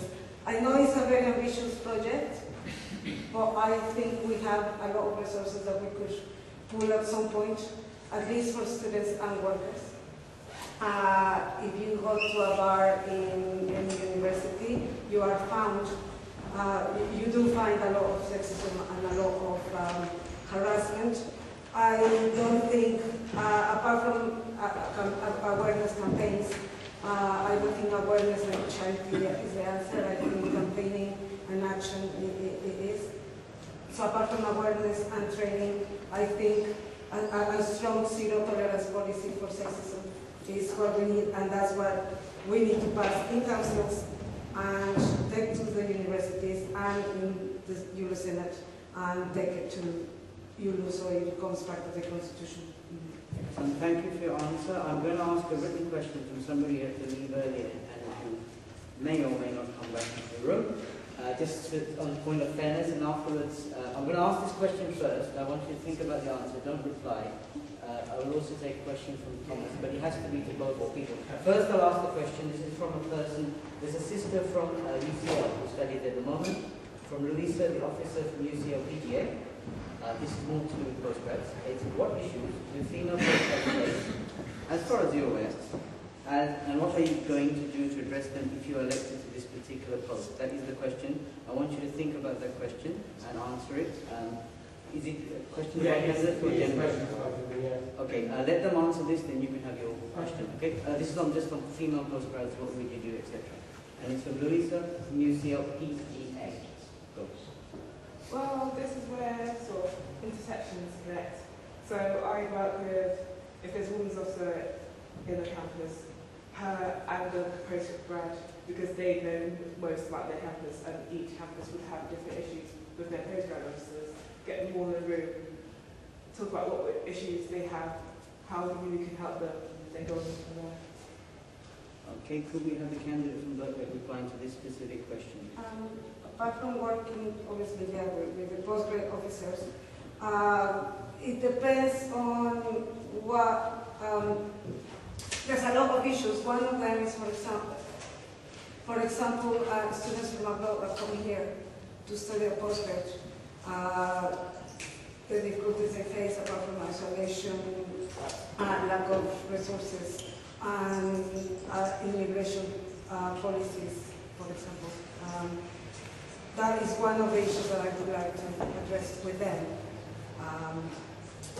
With home students, I do know that I'm not sure I know enough. I would like to know more. But I do know that there is a lot of lack of space and resources as well in terms of I heard Congress students saying that they don't have specific spaces for them. Another thing that I think is you get exploited a lot in terms of you have to give classes, or you have to prepare classes for lecturers, or you have to do a lot of work for lecturers that are already paid. And that's what I've heard. So a friend of mine is a postgrad student, and he has to prepare a lot of classes or lecture for free, to help. Basically, it's like part of the postgrad. It's not like he's been on work. But I don't know how you feel about that. Maybe I would like to join in a meeting with you and see what issues specifically. Thank you for your answer. I'm very happy that this question was asked by somebody to leave earlier. However, they have re-entered the room. So, Thomas, please, one question to both candidates. Yeah. Keep it brief, then I will allow supplementary from a friend or the original questioner. We all know at the moment that the current president isn't working with the right of any of the parties. He's anti-right. Will you be working with the left and the right of any political party to resolve situations that may come about? Can the Royal Holloway candidate student please answer this first? My role is to take on the welfare of women, whatever party they're in, but I don't plan to work with a party. No, people in general, if they have a right point of view, will you listen to that and develop your own points of view, or will you just go on the way? Let her develop the answer first. Okay, sorry. Of course, having a women's forum is not imagined to have the idea that's what we're going to have. And by consensus in that forum, what those women choose as a collective and representative of the whole unit, I will put forward. Thank you for your answer, Tice. And next I need the London student who will come forward. You're going to be on the next channel. We need to move forward. Please answer this specific Thomas's. Well, these are my policies and these are my plans. I would expect to work with somebody who is sympathetic to this and who wants to support me in my role in terms of practical support or advice, training, because I do the job, or like just help in general. I also, as I said, and it is good that just want to remind me of the forums I'm proposing, which will be one per term. Those policies will be drafted by women, student women, not like Daniel, Michael, Thomas, or whoever is in there. It will be only women, self-defined women. And so therefore the right party. Mr. Calhoun, it will have to be, the policies will have to go to the Senate. Our ideal policies will have to go to the Senate or to the councils in each university. So basically, that means that it will be voted democratically by a body, by a student body, not by two people or by one person. So, and that student body is very diverse. Thank you. Thank you for your answers. We're going to have the London student representative next, Oscar Casey.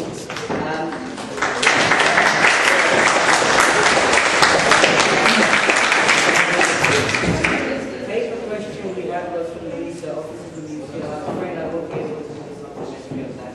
My apologies. Okay, guys, take a deep breath. Which person would I say? Take it. Oscar, you have 3 minutes, and I will tell you when you've got a minute left to go. So take a deep breath and go. Hi everyone, I'm Ronan from Tunet. I write from Cheese Grater currently. People from UCL may know it. I believe London Student should be an investigative newspaper. Currently, the things that I think are happening, and are big things in higher education in London, are privatisation and marketisation. This is happening at UCL. Under the UCL Master Plan, £1.5 billion of money being invested into Bloomsbury and Stratford, where a new campus is being built. Going on UCL's previous record, that money will come from private companies, such as arms companies, mining companies, things like that, which are setting up There are institutes, for example, the mining company BHP Billington is funding an environmental institute, BHP Billington Mining Company. Okay, so similarly, across London, other universities, I know Imperial isn't in ULU, but they are also investing a lot of money in their campus. The UCL master plan, 10 new costas are being built at UCL. Why does UCL need more costas, etc. So another big thing is tuition fees. Some postgraduates at UCL are now paying £20,000 to do a one-year course. I believe all of these things need to be investigated and scrutinised. So another big thing happening across London for students is living. Rent is extortionate. Some halls are being demolished, for example the Garden Halls, which is the University of London. They will be rebuilt and privatised, and the rents will most likely go up. Private providers are building their own halls, for example, Nilo Student Living, which is on Pentonville Road, are charging students £300 to £400 per week for a tiny flat. I believe all of these things need to be investigated by the student in question.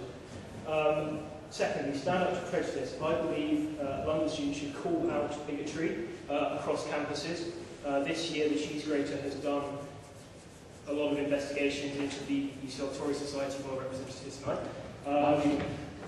So we need to stand up to racism, we need to stand up to misogyny, we need to stand up to transphobia, ableism and everything else, all sorts of prejudice. I will have a zero tolerance policy on publishing any comment piece which is bigoted. Number 3, design. I currently think London Student looks quite busy and it's often difficult to read. I think it needs to be simplified, as does the website. And lastly, networks. I believe there is a sabbatical role to London Student, and the London Student Editor needs to liaise with different student editors across London. I want to set up an annual student media conference, which will involve training, including libel training, and socialising, all sorts of things. Because I think to write a really good student newspaper, you need to have news from all across London. Everyone needs to share what they know. And lastly, I think London Student needs to have better sports coverage. So I'm off to that. Thanks very much.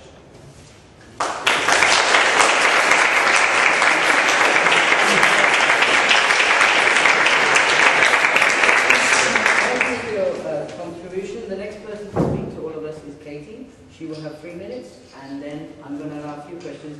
We are running out of time, so I'm going to probably take 2 or 3 in a row for the next section, if you don't mind. Katie, would you like to start now? Thank you. Hi, my name is Katie. I'm a student at King's currently, and I am currently Deputy Editor at London Student. Effectively, the main thing that I want to do with London Student is just get more people involved. I think it's been quite internal this year, and there hasn't been enough outreach to other student media outlets and just generally to other students. Our demographic is absolutely massive. There are 130,000 students, and it would be particularly optimistic to think that they all read it. But I think that, you know, we can definitely increase the number that we've got today. One of the ways in which I'm going to do that is I'm going to have open fortnightly meetings. So by doing this, it means that any student who either reads or writes for it can come, discuss what's been in, discuss what they think can change, and actually, if they think that anything's nice, they can maybe tell us that as well. I also want to have open office hours because I think this year there's been a level of editor anonymity so that people know the name but they don't know the face, and I think that that is a big thing. If people can come in and actually have their views heard, it gives a greater confidence in the editor themselves. As far as online goes, we are in desperate need of reorganisation of the website. It's currently, there's content on there that needs to be archived up there in case anybody actually wants to have a look to, you know, like 2009. I also want on the website to have greater democracy on there, so things like online polls and open forums, so that people can vote on topics that they actually want to be covered, and that means that they're more likely to pick it up if they know that we're covering something which they feel is a personal issue for them. Admittedly, we've been told tonight by some men that we're not oppressed, but I'm going to go with liberation issues and keep those up because I think that, you know, there are instances in university of oppression which are frankly unacceptable, and I think that by raising these issues and publishing them to our massive demographic and the readership will help greatly in greater awareness and hopefully pushing down the levels of bigotry that we do see On that note, I also want to introduce an Islamophobia awareness month issue and disability rights issue and have a greater thing on women's rights as well. Student media kind of gets attacked by everybody, everywhere, all the time. So it's pointless for us to attack each other because we just spend time belittling each other's articles and, you know, it doesn't get anybody anywhere. If there is a greater cross-campus network, and I know that the London Student Media Network, which is currently in the process of being set up, there's lots of publicity for that at the minute, that's doing its best to connect all outlets of media, so not just newspapers. And it also means if something comes up that can't be covered by a certain campus because of staff-student, you know, obligation, which is a big thing, that big issues get covered because somebody up at the top in bureaucracy goes, you can't say that about us. If you can, like, cross-feed your information, you get a lot more out of that, and it means that issues are going to come up that really need to. Sports, again, the coverage has been questionable, and sports is a massive part of ULU, and fair play to anyone, because I've never found a sport that I can actually play. So, yeah, better sports coverage, and yeah, more democracy.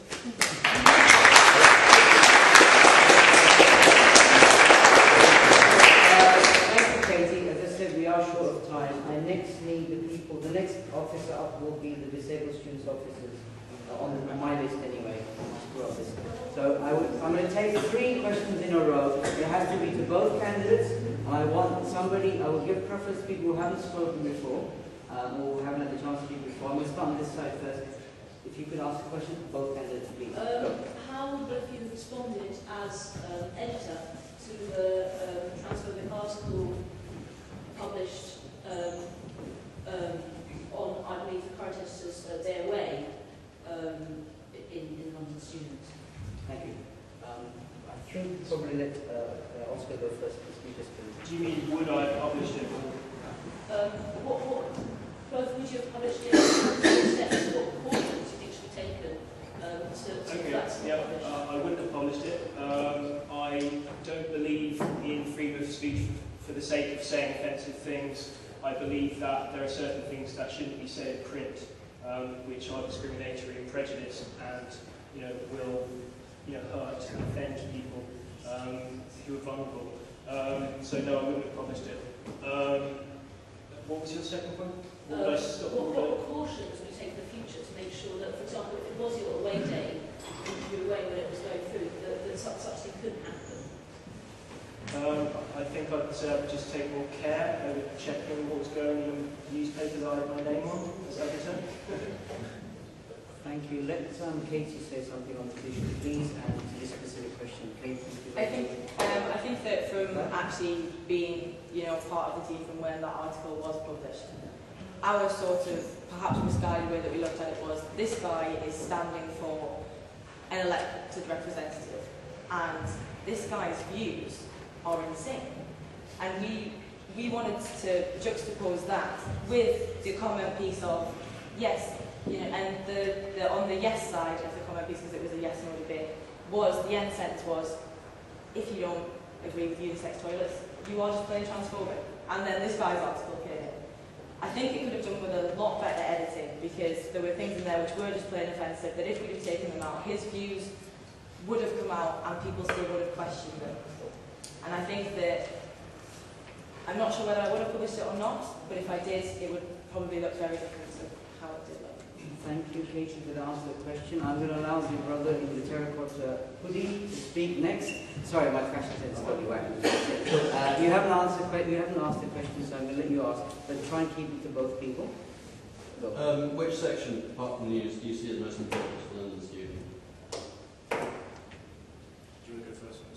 Yeah, probably. I mean, it's not really a section, but it is the cultural supplement. I think on the basis that that's the thing that gets most people involved. That's the thing that most people want to write about, because if somebody's new to journalism and they're like, oh, you know what, I've just heard this amazing album, or I've been to this amazing gig, or I've just seen this film that actually I really want to write about, it's a nice little pathway into it for them, and I think once they get in it, then makes them want to write about wider issues, and I think that that's the big draw for most people, is the cultural supplement. Thank you, Katie. Oscar, if you'd like to answer on this specific question. I would probably agree with Katie in that the culture section is possibly more accessible to people who maybe aren't interested in the type of investigative news that I want to do. So, yeah, I would agree. Culture. Thank you. Let's have somebody who hasn't spoken before. The UCL brother at the back who has just come in recently. I don't believe he has asked a question. My man. Go. Sorry to put you on the spot, but if you, it has to be to both people. If you don't mind. In terms of any investigative work that either of you have done in the past, have you ever spoiled a source? What is your thoughts in terms of when it would be appropriate to spoil sources? How do you mean spoil sources? A source in terms of not taking their anonymity, right, and so on. Or do you think that there's anything that you would ever intend to do in the future? I still don't quite understand. So you mean in terms of risk? Being a source that would like to be anonymous, is there ever a case where you want I think there is a difficult line, especially for like student journalists who haven't been to journalism college and don't have libel training like yourself, to know exactly where the line is. I think if I speak to someone, are you speaking about specific incidents? Okay. I think if I speak to someone and they're aware that I work for a cheese grater, and I'm asking them a question which is political related to something, I think it's fair game that I publish what they say. Thank you.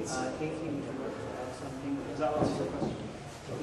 Let Katie answer and then you can... I mean, I think that in terms of investigative journalism, it's not my forte as it is yours. But I think that it's one of those things you can't make a blanket term about it. You can't say, yes, I'll always, lower their anonymity, or yes, I'll always keep them anonymous. There is a time and place, and it depends on the situation, on the views of the person, and I think it's a very sort of individual case as opposed to just a blanket term. Okay, can I have a question from somebody else who's spoken and also their last question, please? Otherwise, we really do have to move on. Otherwise, it becomes the usual suspects. Okay, you can have one to both questions. I want it to be a quick question, please, and then you are afterwards, please. Okay, go. That's very well done. That's a bit nerve-wracking out there. What would you do about social media journalists from constituent colleges? How would you get them to work together? I think that I spoke to one of the VPs for communication about this, and she said that basically it was that thing of not being strangers is the main thing, and you need to set these kind of ground rules of not just attacking each other for the sake of making your own work look good. And I think that once you've actually, and you need to meet these people, you need to have face-to-face interactions, because otherwise nobody's going to believe you. Like, nobody's going to take your word for it if you go there and you stand and you're like, and if you send an email and you're like, oh, can I just ask about how you run your paper, but I'm going to be really nice. And I think it is that thing of you need to set up, you need to have just basic contact with them and then get them together, organise meetings and make it so that actually everybody profits from it, and it then raises the bar of student media in general. Thank you. Oscar? Yeah, I would say you need to have a relationship with people that write newspapers.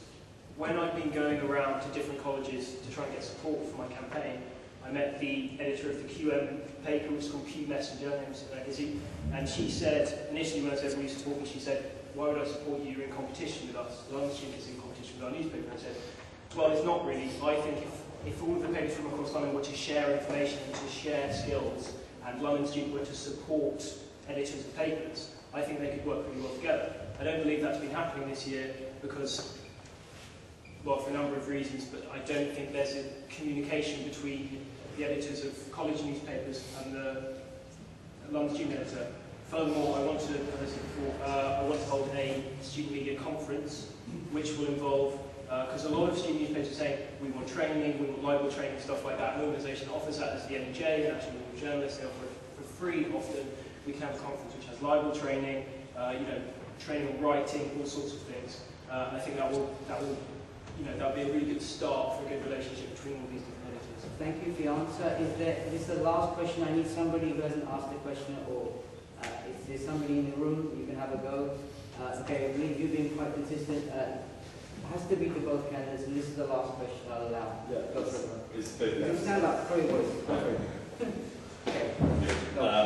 So my question, my understanding is that this year, London students had a lot of kind of roving people involved who were kind of trying to fill lots of different roles. My question is, it's laudable that you guys want to bring in more people, and I'm sure you both work whether it's a big job. But what do you think you kind of structure you need to have in terms of London students in order that you have designated roles that can fill things like subbies, that kind of thing?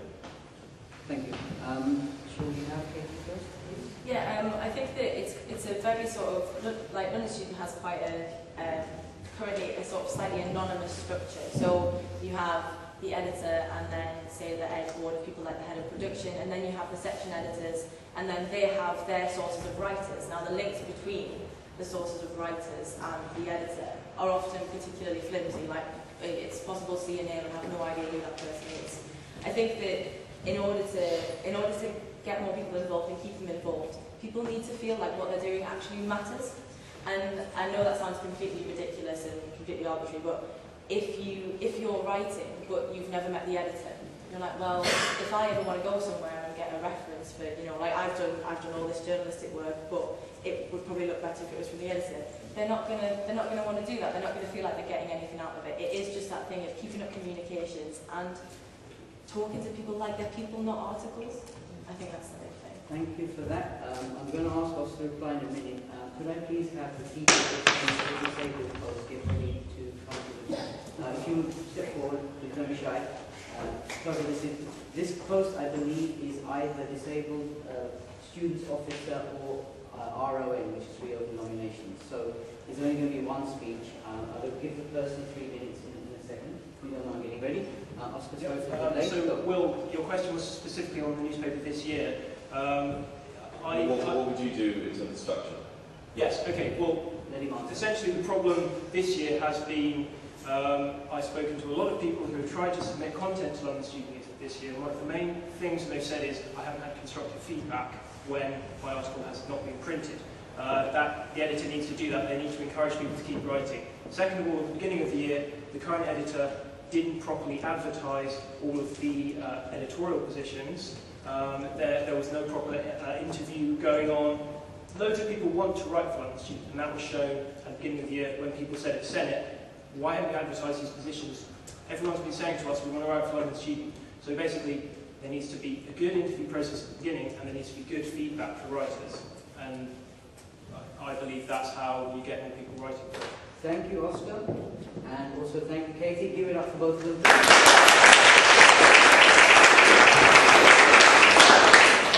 Okay, last, penultimate person, disabled students officer is the post. Which is this brother who's going to speak on it, or it's going to be reopen nominations. So let him speak for 3 minutes, and then now,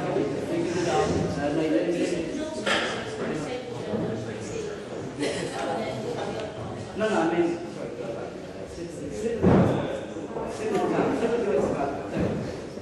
any post is not really unfilled that you're not doing today. If it's basically unfilled, you have a by-election, blah, blah, blah, in May. Could you please start your conversation? You've got 3 minutes. First of all, I want to apologise. I'm new to the best. My name is Thomas Hankin, and I'm running for the position of Disabled Students Officer. And I've been working within the current position at my own college, which is Goldsmiths. And this has enabled me to get an insight on how disability affects students, both on a local and a national level. On a national level, I've helped my students' union to mobilise disabled students for the national demos in November and the TUC demo in October. I've also aided our students' union by mobilising disabled students on our local campaigns, such as the St Lucia A&E, which gathered a total of 25,000 participants on the Freedom March in January. Disabled people are some of the most vulnerable individuals in society, yet they are one of the most affected groups of individuals that are hit by the cuts. These cuts are pushing disabled people into poverty and isolation, which is not acceptable. I therefore do not support any further cuts from the government to our welfare system, and will happily give my time and effort to support any proposed anti-cuts campaigns. I also do not support the government's decision to implement the new PIP system, which will reduce the amount of disabled individuals who will receive support. The number of disabled people committing suicide because they do not believe that they can cope anymore is on the increase. These individuals are not statistics, they are people. We have a responsibility to stand up and fight for those who don't have the ability to do so. As the ULU Disabled Students Officer, I want to build better relationships with the disability officers in the other University of London unions. If we work together as a collective unit, we will be able to maximise the effects of the campaigns that we're working on. These officers have been working on their own with limited support for too long, and it's about time that changed. My personal aims for the next year are to tackle the stigma that surrounds disability, and this can be achieved by connecting with other SUs to work together to provide sufficient information on the topic of disability and different types of disabilities. I also have a personal project where I want to encourage disabled participation in sports, and I want to encourage all universities of London to increase their awareness of the restrictions that disabled students encounter when it comes to sport. I've actually written far too much here, so I just want to say I guarantee that I'll give my time and effort to ensuring that I achieve all of my aims and beyond, but thank you for listening.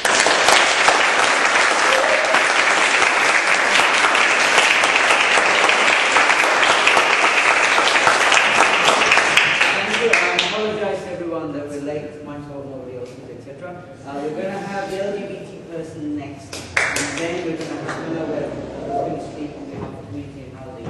Remember, part-time post is only 2 minutes. That's why I've only given you 2 minutes. I apologize. Yeah, let the next. I'm going to take the next 2 people, and then we'll ask collective questions. Otherwise, we're going to physically get thrown out of the room.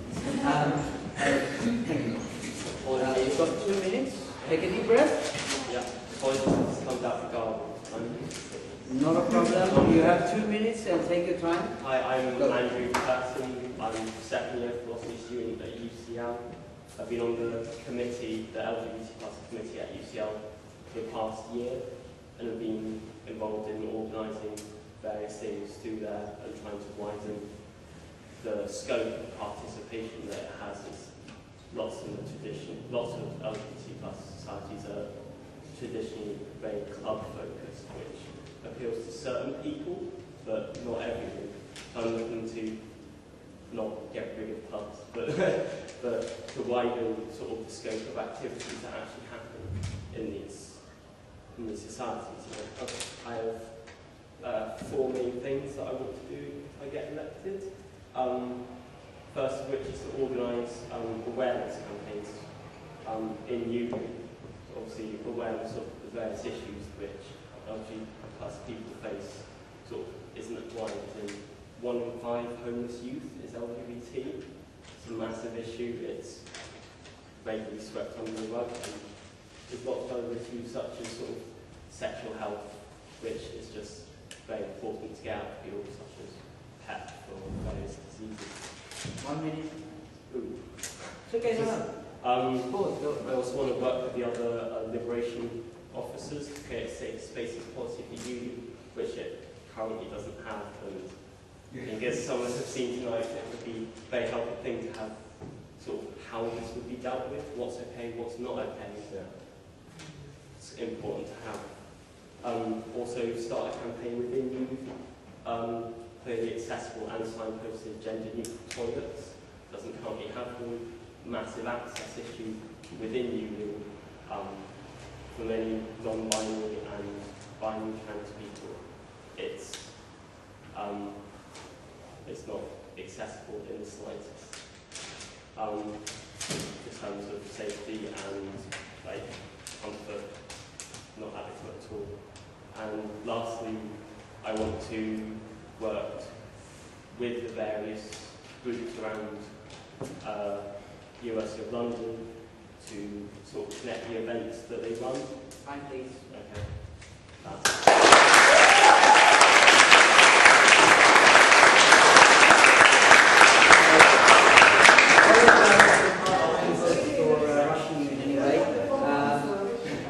The next speaker is Hannah Webb, speaking on behalf of Community and Housing Post. Like the last 2 posts, this is a part-time post. She will speak for just about 2 minutes, more or less. Please listen to her, and then at the end I'm going to allow a group of questions. So, Hannah, if you're ready, you're up. So I'm Hannah Webb. I think I've already made myself heard. So I'm running for community and housing.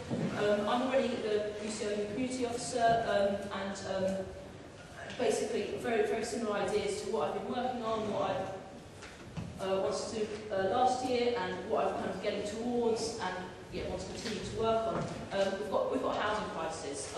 I can't afford my rent. I'm looking at the next 2 rents and going, I'm going to have to spend less than £5 a day if I want to afford my rent without failure. Rent is too high. Pools were just as bad. But at least in some halls, some of the conditions are all right. But you go to my flat and like there's mould everywhere, and like everywhere, and they just paint it over, and you don't know what to do, and you kind of hear these like distant stories of like students suing their landlords and getting all their money back for the whole year. But like, how do you do that? When can you do that? Why are they taking your deposit? Like all of those things we need to know. I want to publish regular material, regular reliable material on like how you can do this and work with other students around this. I also think it's important to link together shared campaigns. I'm part of a group called, I work with other anti-carts activists on my campus and nationally, but actually what's really important for me is that we need to have more London-wide organising, because it's all very well to organise nationally on your campus, but like when someone's like half an hour on the train or 10 minutes walk down the road, and it kind of makes sense to organise with them as well. And finally, just as we're doing at UCL, like UCL is currently like doing like appalling things. It's one of the biggest. It is one of the biggest, one of the richest universities in University of London, and for that reason we need to like really like keep like of all colleges need to really keep a check on like what the most powerful university, like how they're screwing over people, and they are screwing over people because they're trying to build a campus in Stratford where evict 700 people in order to like build somewhere where there are people living when they could easily build somewhere there aren't people living. That is time.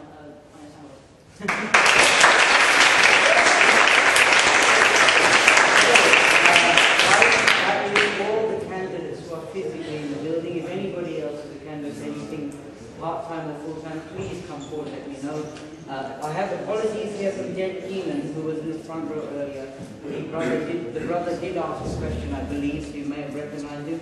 But for any of you who are not sure, I believe Mr. Keenan is running for a post that currently is not contested, which means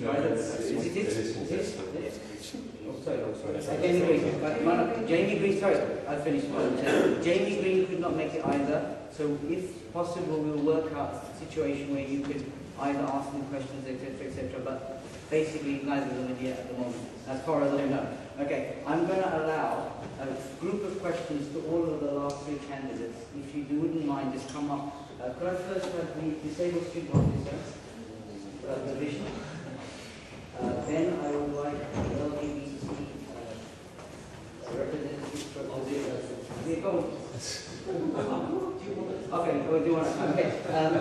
I would like you to keep this very clear. We have only got, I'm only going to allow 10 minutes more questions. So I want a question and preference to anybody who's not spoken. Hands, please. Somebody anybody hasn't asked a question so far? Last offer. Okay, let's have the Holloway sister first. And it's got to be like very brief. Go. What we can do about consideration disabled campaign, because last week we ran a session on good mental health, and at the university they've done several other consideration campaigns. So what do you answer? We currently also do that at Goldsmiths. So at Goldsmiths we try and interlink and look at intersectionality between everything. I personally would encourage it by not just spend my time contacting only the disabled students officers, but also the other liberation officers. For example, there could be a woman who goes to see her woman's officer who has a disability but isn't aware of her disability officer. And if we do conjoined events, that allows them to find out the other options they've got there and the other liberation officers that are available to them. Thank you for the answer. Anybody on this side who's not asked a question before? Okay. Could I have Thomas? And it has to be a quick question, please. Then you can go next, and then the brother at the back. So basically, you, and you. Must be a question, not okay. What sort of external activities you can do for the disabled student? Thank you. External. Well, I think the first thing that we actually need to do is actually internal. I think the problem that we have at the moment is participation. I mean, for example, look at this. I'm a disabled students officer and I've got no one running against me. Every year in Goldsmiths, for example, either no one runs or only one person runs. So there's a lot of activities, and I did have them all written down, but I didn't. So, for example, I've been speaking to Daniel before, like, I'm really want to encourage disability in sport, and I'm currently in the process of organising a wheelchair basketball tournament. So it's things like this where I want to be able to get people who are both disabled and able-bodied involved. So not only having fun, but also raising awareness and being able to raise money as well for good things. I'm not just talking about physically disabled, I'm about mentally disabled as well. Oh no, sorry, Mike. Just one example that I have. Like we work, I work very closely with Time to Change, and I'm actually doing a documentary with the BBC at the moment on young people between 16 and 25 living with mental health. So actually, I do quite a bit myself, and I'm trying to encourage more people to talk about and go around and do things like that. Thank you for your answer. I believe we have Michael next. I was going to ask the mental health question that always gets asked to every disabled student on this candidate ever. I think you kind of covered it. Boom. Yeah. Good. Okay. In the back row, yes, you first, and then we'll come to go. Okay. Like most ULL students, I'm sure I'm a regular tube user, and I think one of the biggest problems that you see, you look at the tube map of those, probably less than a third probably have the disabled side. Yeah. You would be representing up to 140,000 students.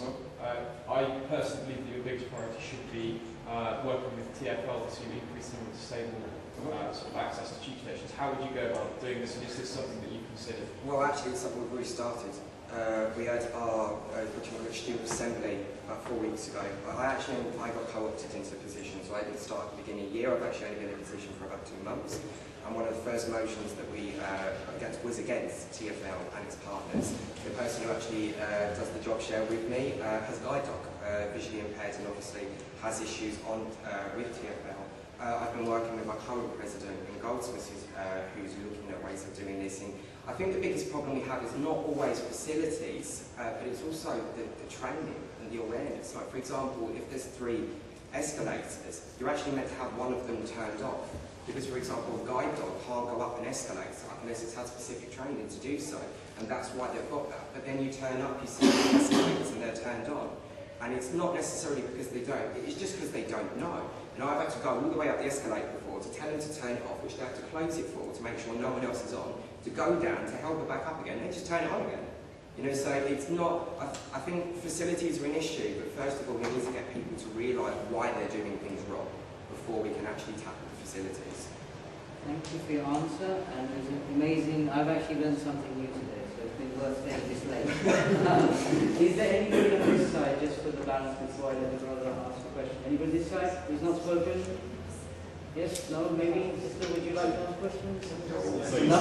Okay, you want to ask? So you said that I was going to be... Yeah, you will be. I want to try and make it a left and right thing. Not pushing. Hannah? Just on the what you just said. The government's about to introduce a housing tax, rental tax,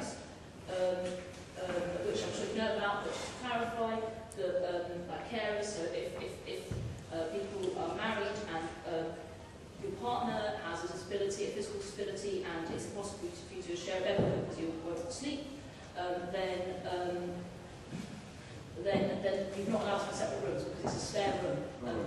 Do you have any plans to campaign on that? To be honest, if we were to talk about it, we'd need another question time with you for ages. In all honesty, I don't think there's a single piece of common sense that has gone into that legislation whatsoever. Because it also works in the other way around, where if you have an external carer that stays a couple of days a week, for example, they need a room. You know, where do they stay? But then they're still being taxed for that. You know, so really, I would like to actually for someone to sit down and not just tell me what's going to happen, but why. I really wanted someone to tell me why. So yeah, actually, I do want to campaign against it. But I think before I start campaigning, I want to hear their reason why. Thank you for answering that question. And the last question or comment is in the back row. Keep it brief, please. Yeah. So you spoke a lot about outward campaigning and lobbying government that kind of thing, which is cool. So my question is, how are you going to, in the facing, how are you going to make new students, freshers, or perhaps mature students aware of their rights in terms of the educational parameters in which they work? So for instance, I came to university, it took me 6 months to realise that actually there were certain things that I was entitled to as a disabled student. How are you going to make students more aware when they come to university that they have these rights and these accessibility parameters? Well, I think well, for a start, it's a good point, because I also didn't know. When I first arrived at university, it took me 6 months to figure out where the disability office was. You know, and I think one thing that we've actually started in our own university, Goldsmiths, is the disability team. For a start, they've got a stall, Freshers. We've got all the information. I also got to the point where I send out an introduction email. This introduction email obviously gets sent out to any person who registers on the disability team, and also to any new person. We work hand in hand with the Welfare and Diversity Officer, so our campaigns and our information is spread out, but also we put the information in the Freshers pack, you know, because, you know, people may not go to Freshers Fair, they've probably spent half the week drinking, so by the time it gets to Freshers Fair, they're all hanging in bed. So we need to get the information to them as quickly as possible, and as efficiently as possible. And when you first join up as a fresher, do you really check your emails? You know, you get loads of emails, introduction emails, and by the time you got to the 4th or 5th one, you're just presuming that the next one is going to say the same thing in different terms. So we're trying to give it to them in a hard way. And I think if we tackle this issue from more than one front, so not just from the university's disabled students officer, but also from ULU as well, we're backing up what we're saying on that. So I think it's really important that not just the disabled students officer gets involved in this, all liberation officers get involved in this, and all other officers as well. Thank you for your contribution, Thomas. Sit down. You can sit down.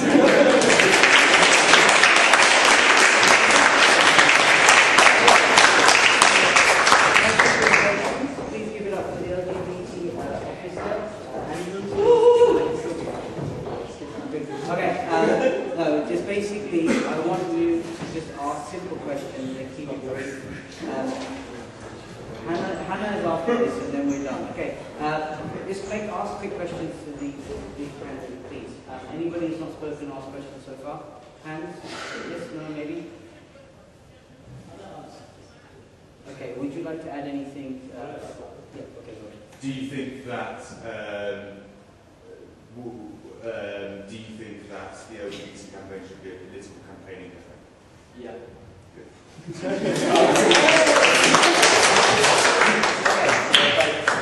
Issues like don't just exist in a bubble within the real world.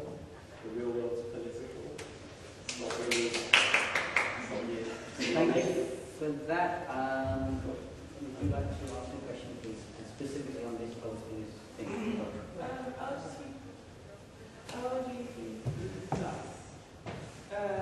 How do you go about communicating with people what the class means politically? A lot of it's through. Yeah. A lot of it's through getting people who are sort of not plus sort of thing. Through the people that are genuinely marginalised, like having sort of organising their own events sort of with our health organism to raise awareness, such as at UCL working with our asexual rep on the Asexual Awareness Week.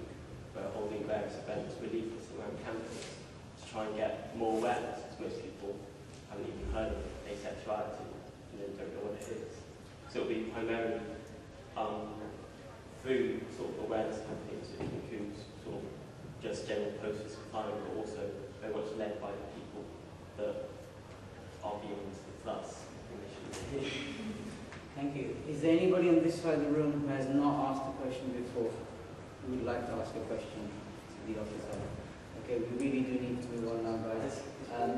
I will allow, you can ask a question. Yeah. On this issue only. And this post, sorry.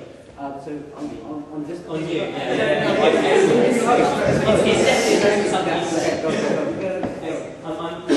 trying to bend the rules and ask a question that relates to maybe women's officers as well. You mentioned something, I'd say it's not an issue I've heard of before today, which is probably my ignorance rather than anything else, and this thing about mixed gender lavatories. Yes. And do you think all lavatories should be mixed gender? Is that right? What do you? I think there should be gender-neutral toilets that anyone can use, which is like the toilets you have in your home are gender-neutral toilets. Yeah. You don't have. Well, so when there's single cubicles, obviously you don't need to. Yeah, and that's that's how they offer. Okay, I thought you were suggesting that all laboratories should be gender neutral, which I don't think would be very popular with certainly the vast majority of the female students. So I was wrong. Good. Let the officer answer the question. Yeah. You don't. Guys, you're nearly done. You're nearly done. Don't worry, we're almost there. I'm not going to abolish trade female toilets, but there's no safety issue anyway. They're widely used in many places, and research shows they're not the happening at UCL. Thank you for your contribution. Lastly, Hannah, if you want to add anything to your statement, please do so now. Just to sum up anything. Just please from the floor. I was only a couple of minutes ago. Okay, this is Hannah. That's basically Hannah. Just add those anything you want to say. Now the time. No, I said it. I'll take questions. Okay, cool. I would like just a quick question, quick 5 question. You can freestyle. I'm going to just point at people. The brother in the lady in the back row has asked a question. Go. Hello. Do you think people who can't afford rent for like their housing should get a part-time job? Yeah. What do you about that? Quite a little bit. Yeah. I couldn't hear the first bit. Do you think people who can't afford the rent should get a part-time job to pay for it? I've had to have part-time jobs in school. I do a part-time job outside university now, and it helps me pay for rent. I have no problem with it, and I think anyone who sneers at it is quite frankly being inverted snobs. Okay. Thank you for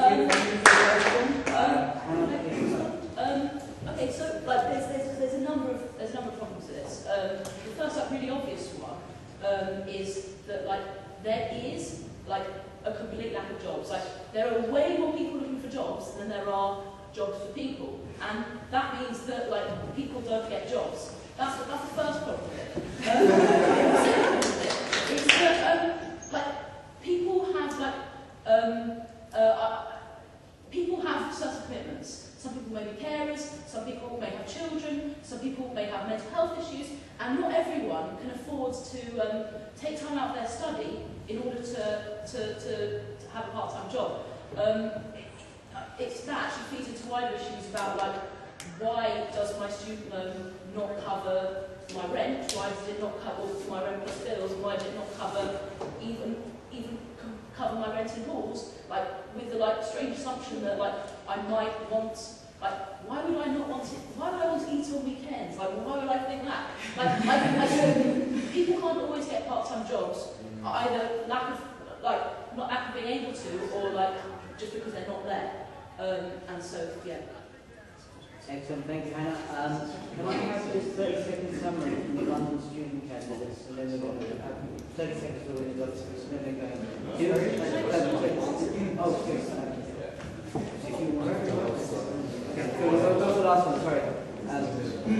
You know what I just said. Let Thomas ask the question. Sorry, I listen to Thomas. I work for Centrepoint Housing Homeless Charity, and I've been working really closely with Phoenix Housing Association, so I just wanted to give you my number to sorry. I believe you're going to hand up, so I'll make it quick, please. I would ask what your position was on squatting, and whether you think there should be something that we support as a union, or whether we should be finding viable alternatives to make sure that is the last resort, and that we don't have to be in a position where we have to support units, students that are squatting, and instead find alternatives to that situation. Thank you for that question. I think there should be alternatives. I don't think people who should be under financial obligation to squat. There should be alternatives. Frankly, my landlord has 50 properties across London. I pay a ridiculous amount to live in a mouldy flat. Why am I paying that? Because he happens to have more money than I do. Great. No, it's not. People squat because they have to. Generally, people don't squat because they go, oh, you know what? There's really good value housing there, but I can easily afford. But I want to live in somewhere that's unsecure and sorry, I feel like